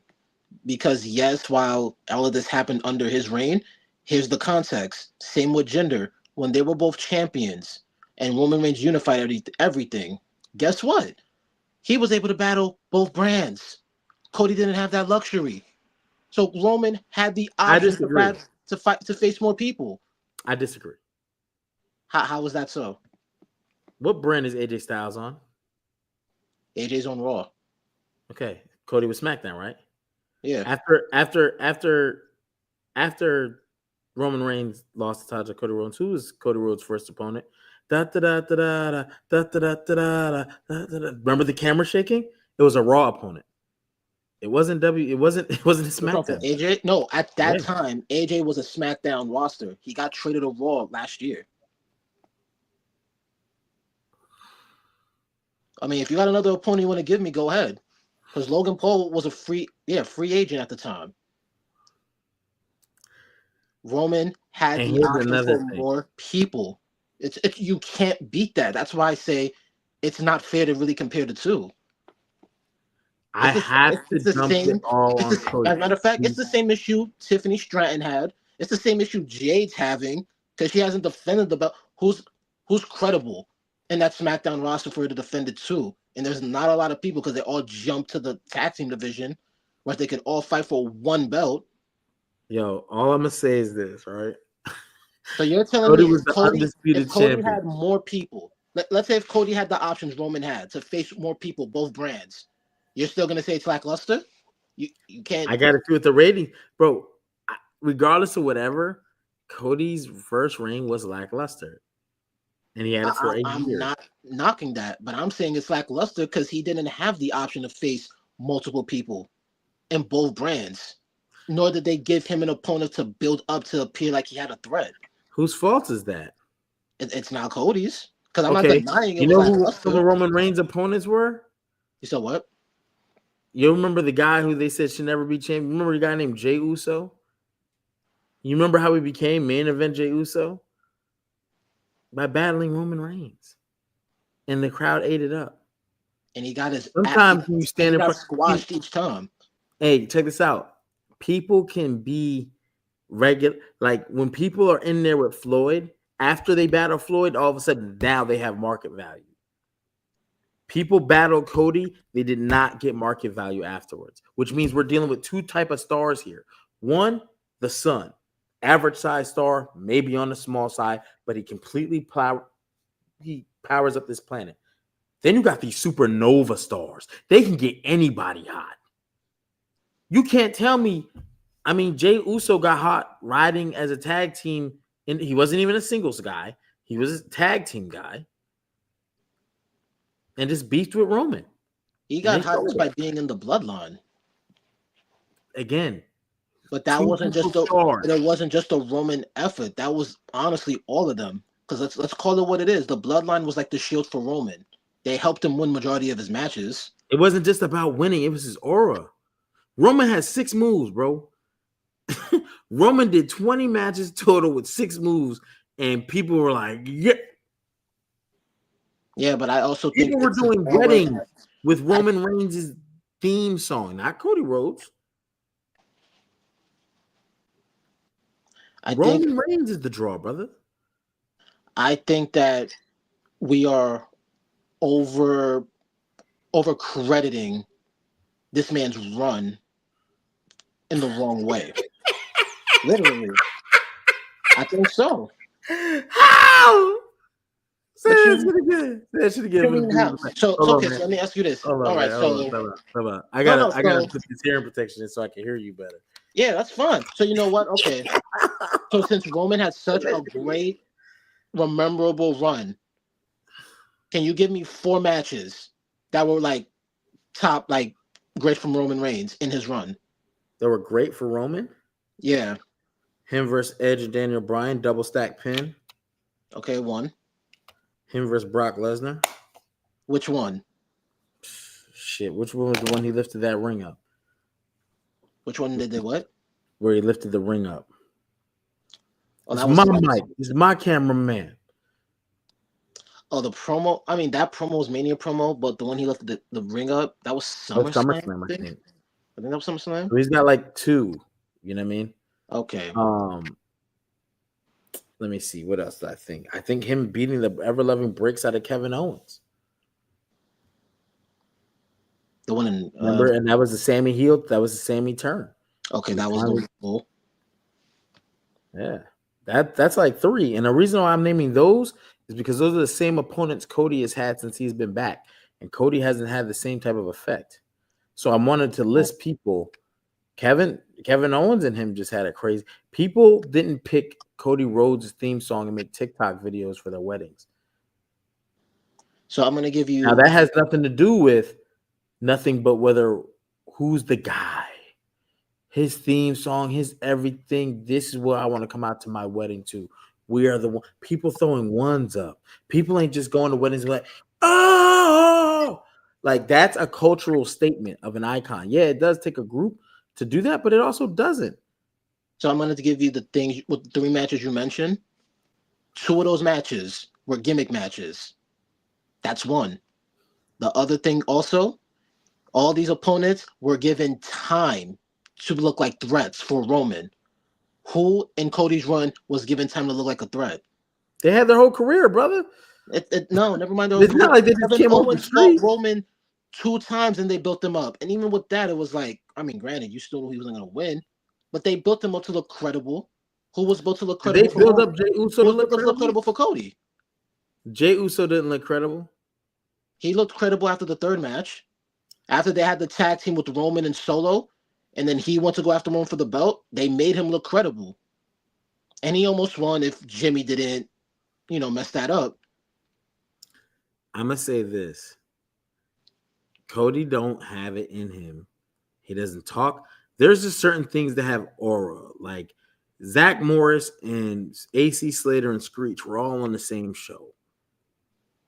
They all had about equal amount of screen time, so to speak. This guy even went on to later lead the show. And nothing will ever top Zach Morris being the guy. The guy. That is Roman Reigns. No matter how you slice it. Well, he had Mr. Belding. He had the best looking girls there. He had Tori come in on his run. Listen, it don't matter how you slice it. Because when they first turned him to the tribal chief, they set those seeds up years before when him and Brock first started. And they did some weird backstage interview and Paul Heyman said, "You mind? I first met you." Those are the first seeds of the bloodline, and nobody knew that was coming. And that's almost like 2 years before the bloodline starts. I mean, look, that's cool, and I'm not denying. Look, I've never denied Roman's position where he's at. Pause. What I'm saying is he's been fortunate to have opponents built up to look credible, and that's part of the key. Cody did not have that. That plays a big part. You're just going to look as good as how your opponent is. It takes 2. So let me ask this, right? Is that Roman's fault or is that Triple H's fault? I'm making that point also. I'm not blaming Cody for his bad run. I'm not even going to say it's all Roman's idea that he had the run he had. It's the fact that creative is not on their shit. Okay, let me ask you this. I'm just not going to blame the wrestler for that. Let me ask you this, right? Is it easy to compare players in the same sport who end up playing for the same coach and one ends up and they play the same position, but one player, yeah, it might be different team, but he has tons more accolades and legacy than the other guy. But you're like, yo, the coaching is the same. This one guy, like I could literally say Mike, Phil, Kobe. They both played for Phil Jackson. So we can't say the systems are different. The system was the exact same. Players are different. Kobe went to 2 different 3-in-a-row championships. Mike went to 2 different 3-in-a-row championships. Right? But they're always going to say Mike was better. Mike put up better numbers. Mike did more. Mike led the NBA. Mike brought the NBA back. Kobe will always be the guy who was just number 2. And it's okay. It's just okay. It's just okay. I don't want to turn this to an MJ Kobe thing, But if I'm really gonna go that route, the other person also didn't say I use the other guy's moveset.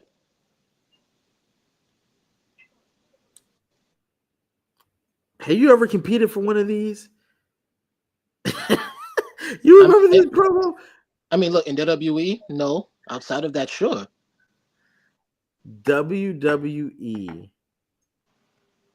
I just Roman's the guy, bro. And I can't imagine doing a third match and saying we're gonna put Cody over Roman Reigns.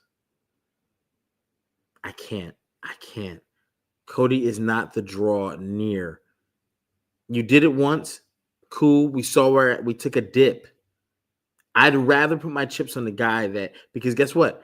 I know for fact he doesn't have to. When someone takes out Cody Rhodes, it ain't a big deal.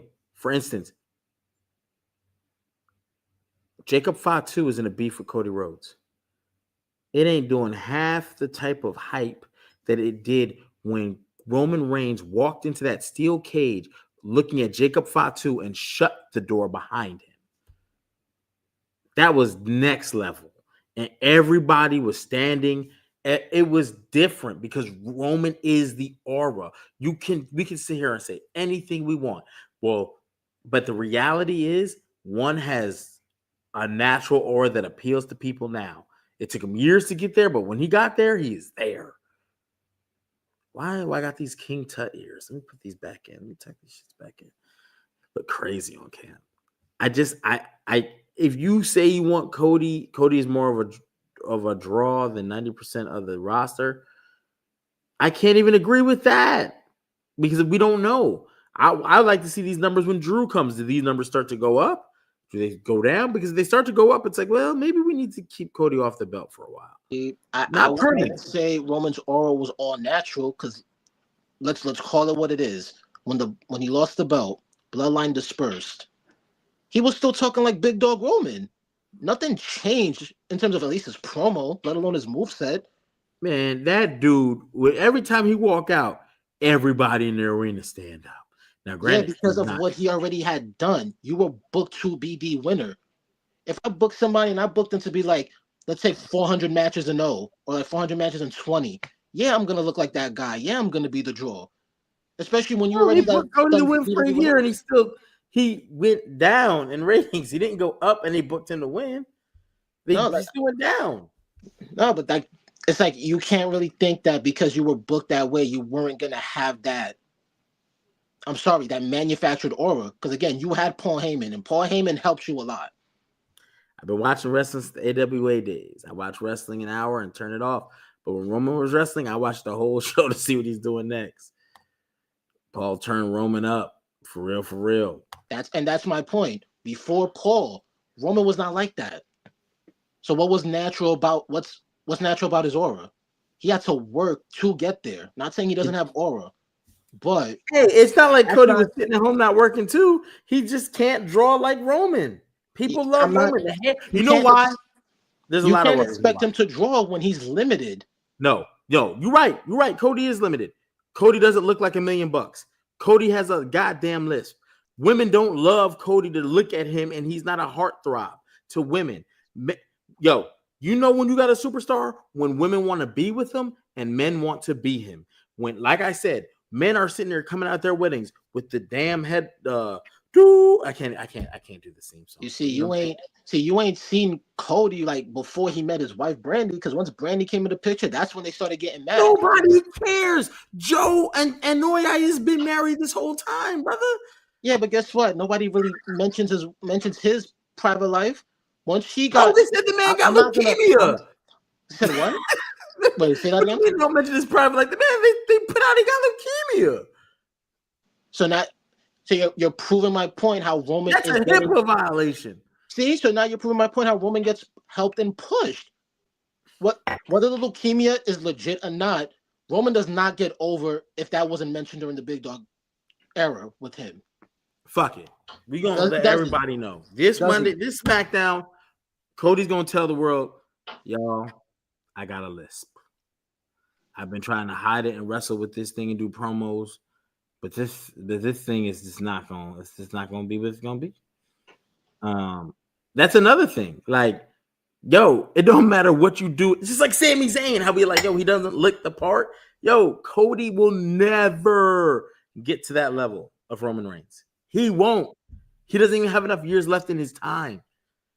I mean, look, that's fine. I'm just not gonna sit here and act like Cody did not have that leverage. Let me not even say leverage. He didn't have that help. He didn't. What more help does he want? The man went to another company. Yeah, he left, came back, but who was legit? Like, who looked like a threat to him? That's the point I'm trying to make. He had nobody that looked like a legitimate threat. At least Roman Reigns did. Roman Reigns had the chance to face more people during his run. Cody did not get that. I am not trying to take anything away from Roman. The build up to Cody. They gave him Brock Lesnar. They gave him Seth Rollins. Just not during his championship run. That's the point I'm making. But he should have had that aura going in because he beat all these same people Roman did. Yeah, they had to make him look like a threat for Roman. And that part I get, but I'm saying once Cody was champion, he beat those same people. No, so if Cody's champion, why can't you build up somebody for him? They did that for Roman. Edge was already pre-built. Daniel Bryan, these guys made names before Roman was even in the WWE. Nobody was looking at them like, oh, like prior, if not without a build. Nobody was looking at not Edge, not Daniel Bryan. Like, I'm not talking about them. I'm talking about when you put him against Cesaro, when you put him against Kevin Owens. They had to build them for a bit.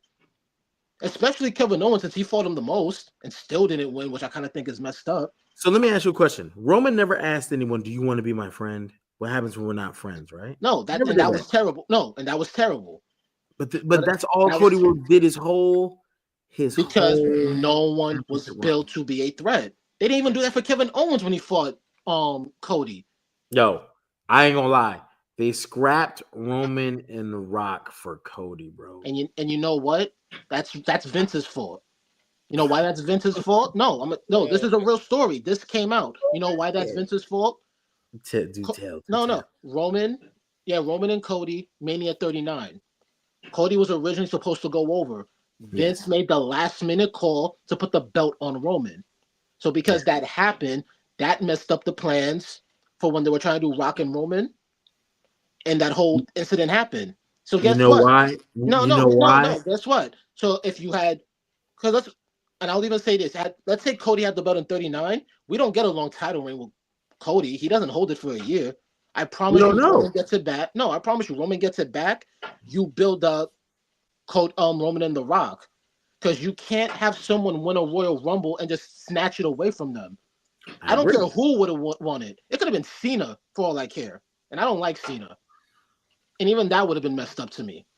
So blame Vince for that. There is one part of that story you forgot to mention. Vince did choose to substitute out that WrestleMania 39 victory for Cody and go with Roman. Do you know why?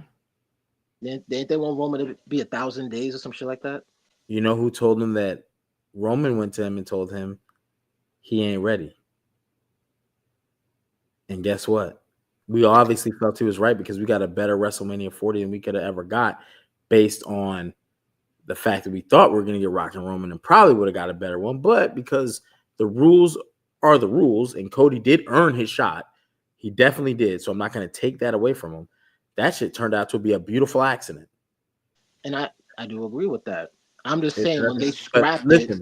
Vince McMahon, godfather of wrestling. I'm just saying when they scrapped Roman Reigns and say, yeah, he ain't ready. Look, I'm just saying when they scrapped it, that's a Vince fault. That ain't a Cody fault. Hey, Vince said, what you say, Roman? Roman said he ain't ready. Vince probably looked at the roster. I fed him Seth Rollins. Remember, Seth Rollins, he gave him 3 matches and didn't let Seth Rollins even win one. Roman didn't even get that. Brock Lesnar, at peak Brock Lesnar, maybe not peak, but pretty damn close to peak where Roman had to go back and forth with this man. Cody gets a clean win. Brock even shaking his hand. And then they look at this guy and go, he ain't ready, bro. And then when they finally drop the title a year later, he drops the ratings. And you want to tell me regardless of whatever Roman needed. Roman was must-see TV. Cody, he's all right. He's all right. He still has to figure it out for the big time because you still can't go and talk to people in the locker room like, hey, you want to be my championship? Are we going to be friends? Are we going to be friends after this? Cody's the friendliest. Remember, me and Archie used to have a saying about Cody. Cody will let anybody hit because he was just walking around looking for competition. Because guess what? It was the Ultimate Warrior problem. When Ultimate Warrior won that title, Hulk Hogan was still the man. So when Hulk Hogan would come out on the card, people were like, man, this Warrior shit don't feel like no main event. No matter where they put Hulk Hogan on the card, to where they had to give the belt back to Hogan. They did not learn that with Cody. And look, all I'm saying is, because you just said it now, they didn't learn that with Cody. And the point I'm making is, I am not blaming Cody for the shitty run he's had. This is creative. And I think it's both. I think it's his personality and the bad booking. They definitely gave Cody some bad booking. Yeah, but they gave Roman bad because booking it's been put out there. Cody has tried for some time to switch his character up. But check this out. You can switch character. Wrestling ain't just wrestling. You know why people tuned into the Heartbreak Kid? It wasn't just men like, yo, men were like, what? He's the best wrestler ever. What women say? Man, he fine as fuck. Pause. Because that's not what I say. That's what women, you know what I mean? They're doing that for Roman. Roman's a heartthrob. Roman got women tuning in to see him. They don't tune in to see Cody. Cody just don't have the it. And then we heard this term in Hollywood sport. You got it. Some people have that it factor. They told Roman he had the it factor years before. No one believed that shit, especially after Philly when he won the Royal Rumble. Man, these guys corny. Take out them blonde contacts, let him grow his goatee out when you just start talking real monotone, real direct, and stop smiling so much on camera. Shit ain't funny. You need to be the guy. And it worked. But it took for him to turn heel. Yes. And I do feel like that's something Cody needs. And I think Cody has been trying to turn heel, but they won't let him. It's honestly similar to to Roman and Cena. It won't matter if Cody turns heel. It will matter some, yes. To wrestling fans, you, me, it will be what we feel Cody needs, and it could do a tweak to the ratings, but it ain't gonna just. He needs a different type of heater. Like Stone Cold wasn't a heartthrob, but Stone Cold was getting women's attention too. And then The Rock was also getting women's attention. People got to understand there's certain levels to this. Like, I don't want to sound pause worthy like that, but Cody doesn't look like he draws women like that. He just doesn't. But he will keep the wrestling fan occupied because he's not bad. It's just he was the subject to bad booking. I will say that. Yes, he was. Let me not argue that. I was just trying to pull Gamaj's strings, and I didn't even know Gamaj had that level. Gamaj about to fuck me up. But yeah, it was bad booking for Cody. It was bad for Roman too, but nowhere near. As a matter of fact, I wouldn't even say it was bad booking for Roman. But for Cody, yeah, I've said it on the pod before too. So but there's certain intangibles he does not have. He does not have the Heartbreak Kid's athleticism or charisma. He doesn't have it. He doesn't have the CM Punk. That's why I don't chant his name when he's not around randomly like they did for CM Punk. They do randomly sometimes when it's the opponent, you know what I'm saying, that he's geared to face, but like he doesn't have the same reception that CM Punk was getting. He doesn't have the Roman Reigns effect because one, you gotta draw on both sides. You gotta make men be like, yo, can no man press my button? Like he had that swag that everybody was like, yeah, the Air Force Ones, the drip. Man, come on, bro. Roman looked cool. Roman was AI. He had it. He just had it. And people people emulated it. Yeah, ain't nobody emulating Cody. Ain't nobody copying his. How many people spearing people? Ain't nobody doing the. Man, Roman said that move sucked at WrestleMania. He hit Cody with a crossroads and this move sucks. Roman always had the look, bro. He does. He looks like $1 million. And so does Brock Lesnar. When they went at War Games and Brock met him outside the cage, different aura. Cody was already in that match. Nobody cared. Just Roman. It's just Roman and Denzel. Yes, that's a great comparison. That is a great comparison. And there's nothing we can put our finger on. It just is what it is.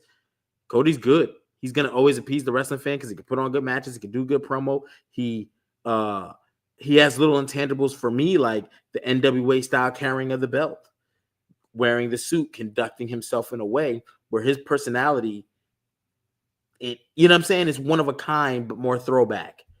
But he's clean cut, so it's not throwback. It's like he's kissing ass. But it's not like he's kissing ass. But it is like he's kissing ass. Telling Jacob Pratu, that's why you ended up in prison. And then Jacob Pratu was like, I had to go from EBT to WWE. He made a promo out of his ass. People get hot off Cody. Cody will let anybody hit. I'm just saying. And Cody, to me, shouldn't get another championship towards the end of 2026. The end. And he could probably hold it for like 7 months because he's not a bad champion. You just got to book him better. But I ain't going to lie to you, bro. Don't give him no long ass reign of a year. I mean, I do agree. No, I do agree with that. Like, I don't think Cody should get a long title run if they put the title back on him. I'm actually surprised he got a second title run. I ain't gonna lie, I did too, but that's Triple H's guy. You've seen on the Unreal, he was like, I gotta tell you this because you're our guy. What? Yeah, because when we did talk about Mania when Cena beat him for the belt, I thought Cody had the belt for that long because that was going to be the only title run he was going to get. I didn't think Cody was going to be an undisputed champ again. I said it on the podcast. So when he got it again, I was like, what?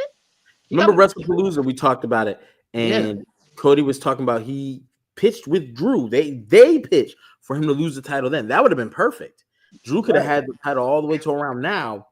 Cody could have probably took it off of him going to Mania season. Yeah. It's like I'll give that credit where it's due. Even Cody will realize, like, what's the better move to go about for the fans. And that would have been the best thing to do then. They didn't want to do it. I agree. Damn. Yo, y'all check this out. We got Gamage hot tonight. I've officially just fucked up my chemistry assignments. I haven't turned in any. I had 4 exams due today, 2 in each class. And they were due at 11:59, and it's 12:19. So I'm officially fucked. Yeah. But I'd rather nowhere else to be than here with y'all. But tonight we got to get another name for Gamage. Because Gamage was out here. I was like, oh shit. We're not gonna give that Cody slander too much, man. I'm gonna just start being honest. Listen, it was bad booking. I do know it. I just like to push the buttons. Like, I don't want to, like, even with the point I was making, I don't want to make it It's too late. I'm already late. You can't email after you late. You know, I'm late. I don't want to make it seem like Cody is the best shit since like sliced bread. I don't want to make it seem like it's that. The point I'm just making is most of his run not being great is because of bad booking. That's really the point I'm making. I think the people he fought leading up to the title should have been the people he fought also during his title run. And I agree with that. I 100% agree with that. Bronson Reed got hot being a monster. They should have fed him to Cody. Maybe Cody gets a win. It should have been Cody getting a weird type of win. Cody wins, but after the match, Bronson Reed decimates him. Cody's out for a month and a half, 6 weeks. He comes back. They're getting a grudge match. Because guess what? You're not gonna sit here and disrespect me. I gave you an opportunity. I tried to be nice, and I almost had to lose my title. I had to beg. I had to call in favors, wrestle injured just to keep my 30-day. Otherwise, I have to vacate my title in effect. And you sit back here and laugh at the fat man in a little coat, Paul Heyman. Yeah, Cody could definitely go heel, or not heel, but have a more of an edge to him. I don't know why they won't. Yeah, I don't know either. That's what baffles me, to be honest. Yeah. Because again, if anyone's familiar with his indie work, he's capable of doing it. I just don't know why they won't allow him to do it. Yeah, let somebody whip him like MJF did. MJF did. That shit was crazy. You can't do that to me. Hey, brother.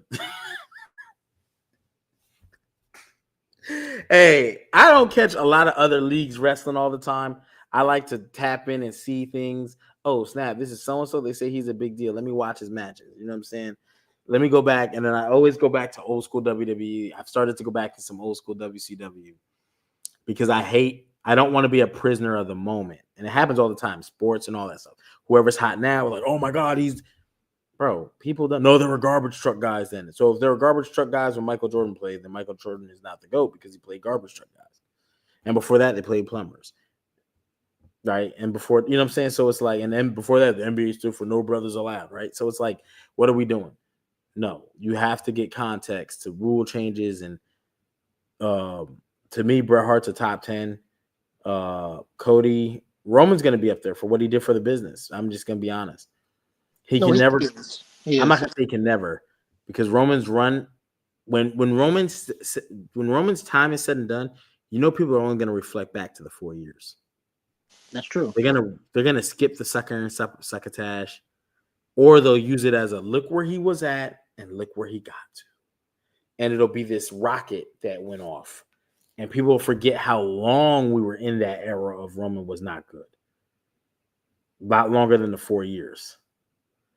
But that's what they're gonna remember. How great, because when Roman exploded, the wrestling scene exploded. He literally exploded the scene. They turned him from big dog to heartthrob Roman by accident. They didn't intend to. It just, you see women's TikTok, they be like, damn, the same thing they're doing with Trick Williams. Except I think they might have learned now, because I'm seeing that shit on TikToks. X, like, no one told me about this. You all told me about John Cena. I was hearing about Hulk Hogan. Who's Trick Williams? You know what I'm saying? So when I seen that, and I seen all these different women constantly saying it, then I'm hearing a beat. And I'm seeing people make beat. They're like, yo, Trick Williams, entrance, Trick Willie. He's my pick for the Rumble. I'm like, what? Did y'all watch this? Okay, they must be just getting hot to this guy. You know what I mean? But I'm like, no, you know what it is? You're right. They are just getting hot to him. But the first time they see him, people will start where you want them to finish. Jacob Fatu came to the main event scene. His first instance on the WWE stage, he took out KO, Randy Orton, Cody Rhodes, right? Where the freak has Rusev been? You know who Rusev took out in his first return when he returned? Tozawa. So how high you expect him to go? How you gonna reach the main event picture taking on a guy that you only use as a jobber? Right? Like, that's not, we're gonna work him up. You never do. You never do. Show me a guy who debuted beating up the lowest of low, and he got all the way up to the highest of high on his debut. It's going to be few and far between. Mankind debuts on the WWE after promo. He has one match. By the end of that night on Monday Night Raw, he's beefing with The Undertaker, fingers down his throat. Undertaker, we ain't never seen him get decimated like that. Vader. Remember when Vader came? It's Vader! He took out Gorilla Monsoon. He took out the president. The acting president chair. Got suspended right from the first day on the job. Almost got fired on his day off. So you gotta,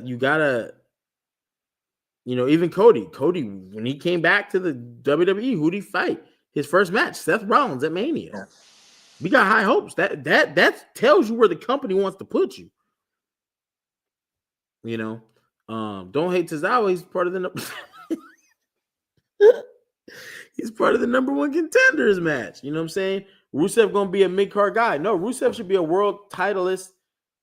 Similar to, well, he never won a world title. I was gonna say like Earthquake, but Rusev just never got there, bro. This run with Rusev is way worse than anything we ever saw the first time. And the first time we saw him be hot. We saw him battle John Cena. We saw him be the runner-up in the Royal Rumble multiple times. Like, it just didn't click. But this time, Rusev is lost. I think Rusev only had like one world championship match like ever in WWE. If he had more, the only one I remember was during AJ Styles' run when he had the 1 year run. Yeah, he's cooked. And you knew AJ wasn't going to lose that. You need him to go away, come back. I mean, I don't know. You cooked him, man. When he came out to Tozawa, bro, ISO Speed came out off the strength of Tozawa. I forgot about that. You know what I'm saying? So it's like, come on, bro. We don't have high hope for you. When Braun Breaker, when they really pushed Braun Breaker to the moon and they had him go out to take somebody out, he took out Roman Reigns. So I can see, okay, when we're gonna get this push, this ain't gonna be like your other pushes. Your push is gonna start with Roman Reigns. You watch that Unreal episode, Braun couldn't even believe they were telling him that. He was like, what? Yeah. Fade to black. Haven't seen him since. No, he won't go on a run at the Rumble because he's too. It would have to be. I would say the time to make him go on a run, have him sit out, have him go in the Rumble, do whatever he's gonna do. Right? I would use the King of the Ring as a stepping stone for Rusev if you're gonna bring him back like that. Let him repackage himself. Let him grow away to be missed. Because the WWE does it currently on their current trajectory under the Triple H era. They're not good with heels. Vince McMahon, I can think of plenty of heels. Plenty of heels, depending on which era we're talking about. We can think of plenty of heels and people who transitioned in and out of heel work. Triple H era, it's always the baby face that he's like, that's what he can get. But it's actually crazy to think about because Triple H is like considered one of the best heels during his. You would think that would be his alley. Yeah, it's kind of crazy. Not. In the last few years, like let's say 2-3, who's been the dominant heels? Roman, you say, right? But Roman's been more anti-hero than anything. You said the last 2-3 years? Yeah. Shit, I wouldn't even say that because Roman was really a face the last 2-3 years. Yeah. Drew, Kevin Owens. I would say Drew and Dom. That's horrible. Dom just got hot at SummerSlam when he won the Intercontinental title. He wasn't a good heel before because he was damn near a jobber. Just gets beat in the Judgment Day. Dom wasn't getting no good victories. No, he just had a bad chick. He was the side chick to Liv, and before Liv, it was Rhea. Oh girl, yeah, Rhea. I would say Drew, but Drew was winning, but not winning the big matches. Yeah, and KO, and those weren't good heels like that. Drew was, but especially CM Punk run. Oh, he went ham on that one. But I can't think of no more. His Triple H's booking of heels has been poor.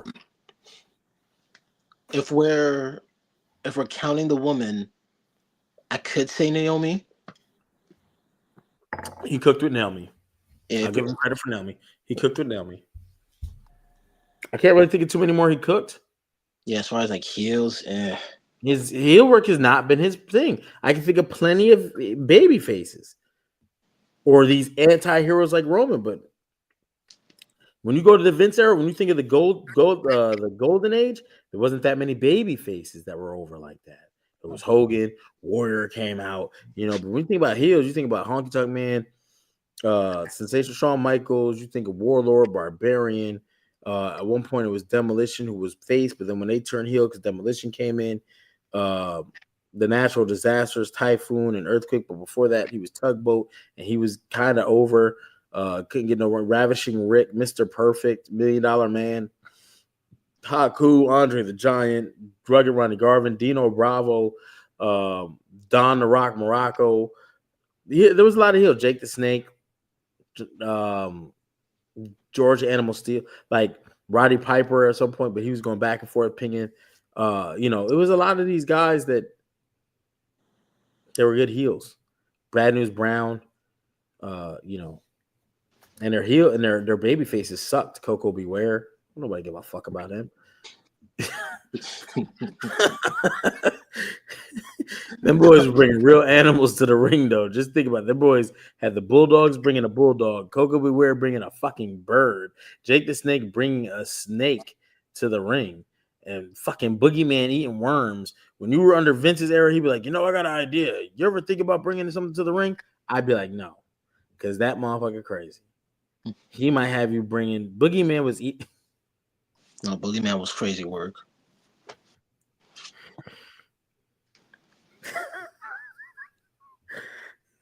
Oh, I'm coming to get you. Oh my God. How many Yeah. clocks did he break, bro? Yeah.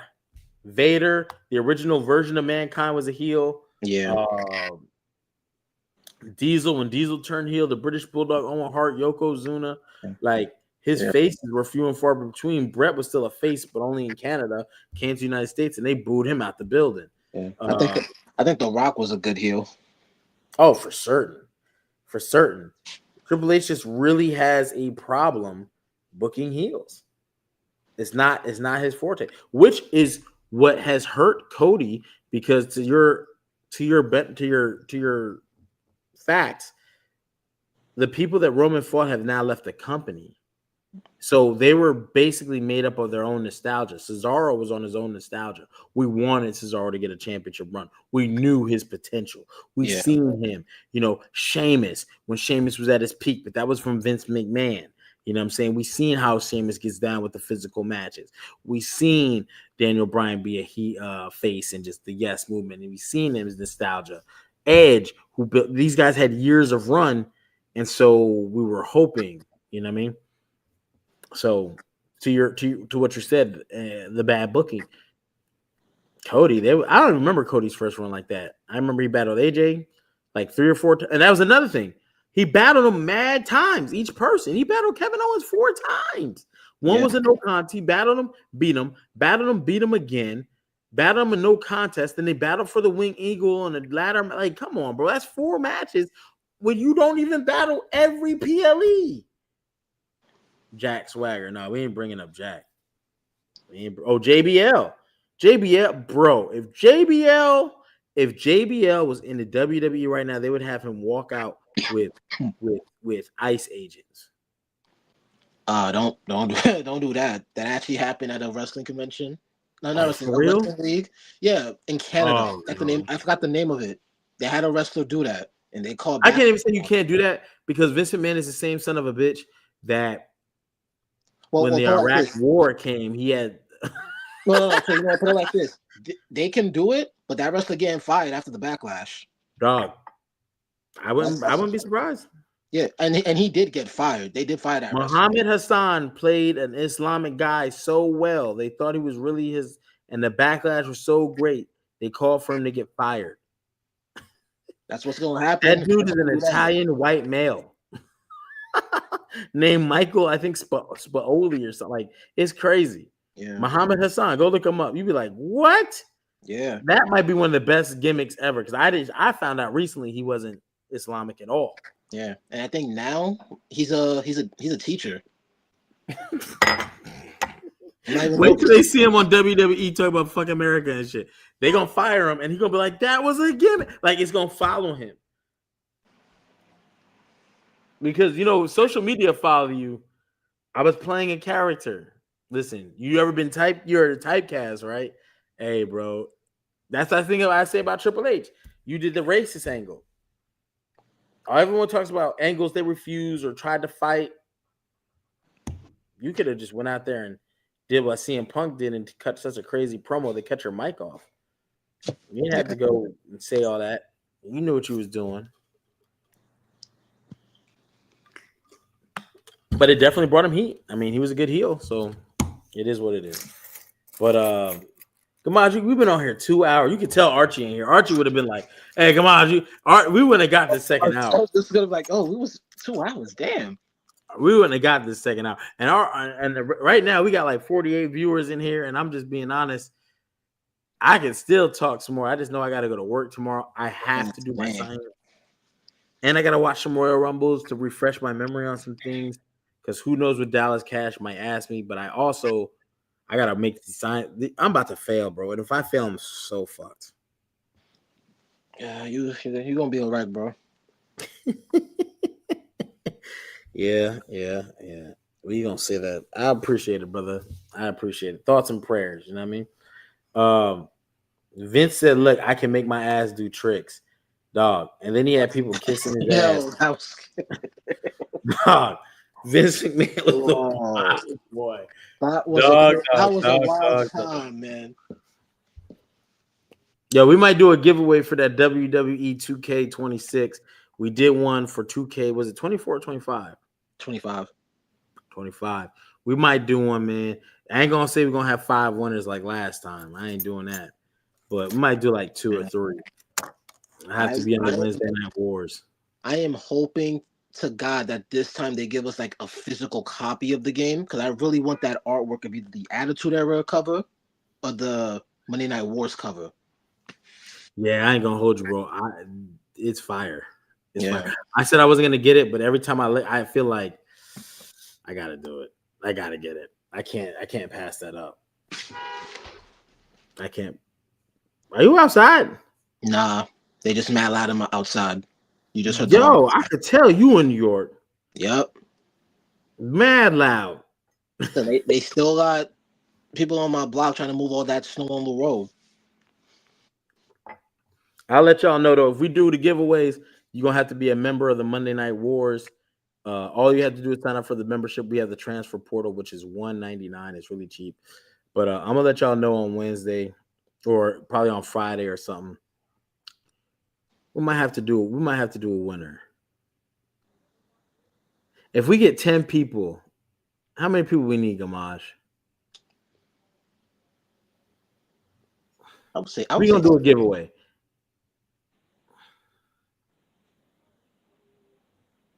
I'm down to do a giveaway. I'm feeling real. I'm feeling real. My birthday coming up in February. I think we're gonna. What day is my birthday? It's on a Sunday. I think we should do the giveaway. What's the pre-orders on January 30th? Yeah, we got like a couple months. Yo, salute. So how you become a member, you got to join. So when you subscribe, that's the first step. Next to the subscription, it'll say join. I would just recommend getting the lowest tier. It's only $1.99. That's how your name pops up like Vinny's right here in the green. You see it's got this little symbol next to it. He's still a member. We had several members before as we fell away from the Wednesday Night Wars doing it, but we're going to have to get y'all back. But again, I would just at least get the smallest tier until we can get some things straight, what we want to do, how we can figure out being consistent going forward. We're down a member. So we got to get consistent with that. So I don't want to lie to you, but we're going to do at least 2 giveaways of the 2K26. I'll say that for certain. But the only way you can even be in the drawing is by being a member, not just a subscriber, a member. That means your name will be in green. And for $1.99, it's in there. You can get more if you want, but I recommend just getting the you know what I mean? And then yeah. I'm gonna start doing some private chats when I'm just sitting around here failing my chemistry and shit. Just going live for members only. Like, well, what's on y'all mind right now? You know what I'm saying? I think that's how I'm gonna do it, man. And try to get our crew back up. We had some crews, and I don't want to do the Wednesday Night Wars without Arky, so we'll have to come up with something for me and Gamaj. Gamaj got a feisty side. Yeah. Holy shit. I think that was gonna happen, man, but dog. Gamaj was on it. Yeah. Gamaj, you got anything before we get up out of here? 2 hours and 8 minutes, 50 viewers later. I think those are okay numbers. I'm okay with all those numbers. 2 hours, 50 viewers. Thank you all for kicking with us. Yeah, thank you. No, right now I'm still trying to stay warm. I'm hearing there's potentially another snowstorm this weekend again. I hope we don't get that. I'm gonna be pissed. I hope everybody is staying warm at this time. If you had to go to work today, I hope you guys got to work safe, got back home safe. For real. Yeah, I'm trying to hold it down. Yeah, I don't even know what to tell y'all, but I will say this: do what's in the best interest of your safety. Do what's in the best interest of your safety. Stay warm. That's all I can say. I'm down in Florida. My family's in, they're in the tri-state area. So my thoughts and prayers. And even Vinny, I talked to Vinny. Vinny showed me the yardstick. I'm like, yo. Yeah, it's bad, bro. Yeah. Matter of fact, a lot of shit, especially like shipments I have that I'm waiting on. I got a notification before the pod, like 5 of my packages got delayed because of the storm. Yeah, it's no travel. Our service team that goes out to facilitate these bailers that I should have said bailers. Now people gonna start looking for what I do. But like these machines that we make or whatever, yeah, they can't even go out because the parts that were supposed to go to the stores to do it, to service them, no bueno. So yeah, stay safe out there. Stay tapped in. Maybe we can drop some more content just to keep you guys in good spirits. Take your mind off reality for a little bit. You know, whatever may work for you. But Gamaj, you got anything else? Nah, that's it for me, man. That's what I'm talking about. Your favorite wrestler's favorite podcaster right there, Gamaj. And y'all know what it is. The undisputed podcast champion of the world, King HP. Check me out on the Hall Priest universe. I don't know who subscribed recently. It was this one person. I went from 806 to 807. So I know it was probably one of y'all. So I appreciate that. Every subscriber counts. I got to get back active with that because we are about to talk some Marvel stuff that's going on. We about to talk some From stuff that's going on. And my daughter, my 10-year-old, is finishing up season 1 of Martin, so we can recap that in the way that we're going to do that, where it's the old and the new. But yeah, she loves Martin. Now she over here talking about, I like Roscoe. I'm like, that's crazy. We were just in Publix today going getting a few groceries, and she was like, Cole, you stupid. And I was like, yo, I thought you don't like stuff from the night. She said I watched stuff from the 1900s, bro. She made me feel mad old. So oh damn. Yeah, I hate that shit. She do that shit in public. You want us to watch a movie from the 1900s? No. No, it's from the 80s. Stop saying that. That shit crazy. You act like we rode in on chariots to get here. Horseback. No, they'd be like, we was at the time of the dinosaurs. I'm like, yo, y'all wildin'. Dog. My daughter asked me if I was alive when they freed the slaves, and she was so serious because she's 7. And I always talk. I got a whole like bookshelf, Pan-African, Christopher Columbus, the African Holocaust, the miseducation of the Negro, the Souls of Black. Like I had mad books, bro. The Fugitive Slave Act of 1850. I could talk Black history for a very long time, way longer than this pod. And yo, when she said that shit, I was pissed. But yeah, you know, it is what it is. But yo, tap in with us Wednesday. Check out the Humble Roses podcast. I'll be on there this Wednesday for the Royal Rumble trivia, and then soon after that, depending on the time, we'll go live. We may have to reschedule the Wednesday Night Wars, but hopefully we can get at a reasonable time, maybe 9 o'clock, 9:30 ish. But definitely sign up. We're going to do a WWE 2K26 giveaway. We'll let you know how many copies, but we're guaranteed to do at least 2. I guarantee at least 2, but you got to be a subscribed member, which means your name is in green. So go join on the YouTube right now for your chance to win a copy of WWE 2K26. Could it be you? Why not? Right? And that's it. Until Wednesday, Friday, or if something breaks in the world of wrestling, we'll see y'all there. Peace.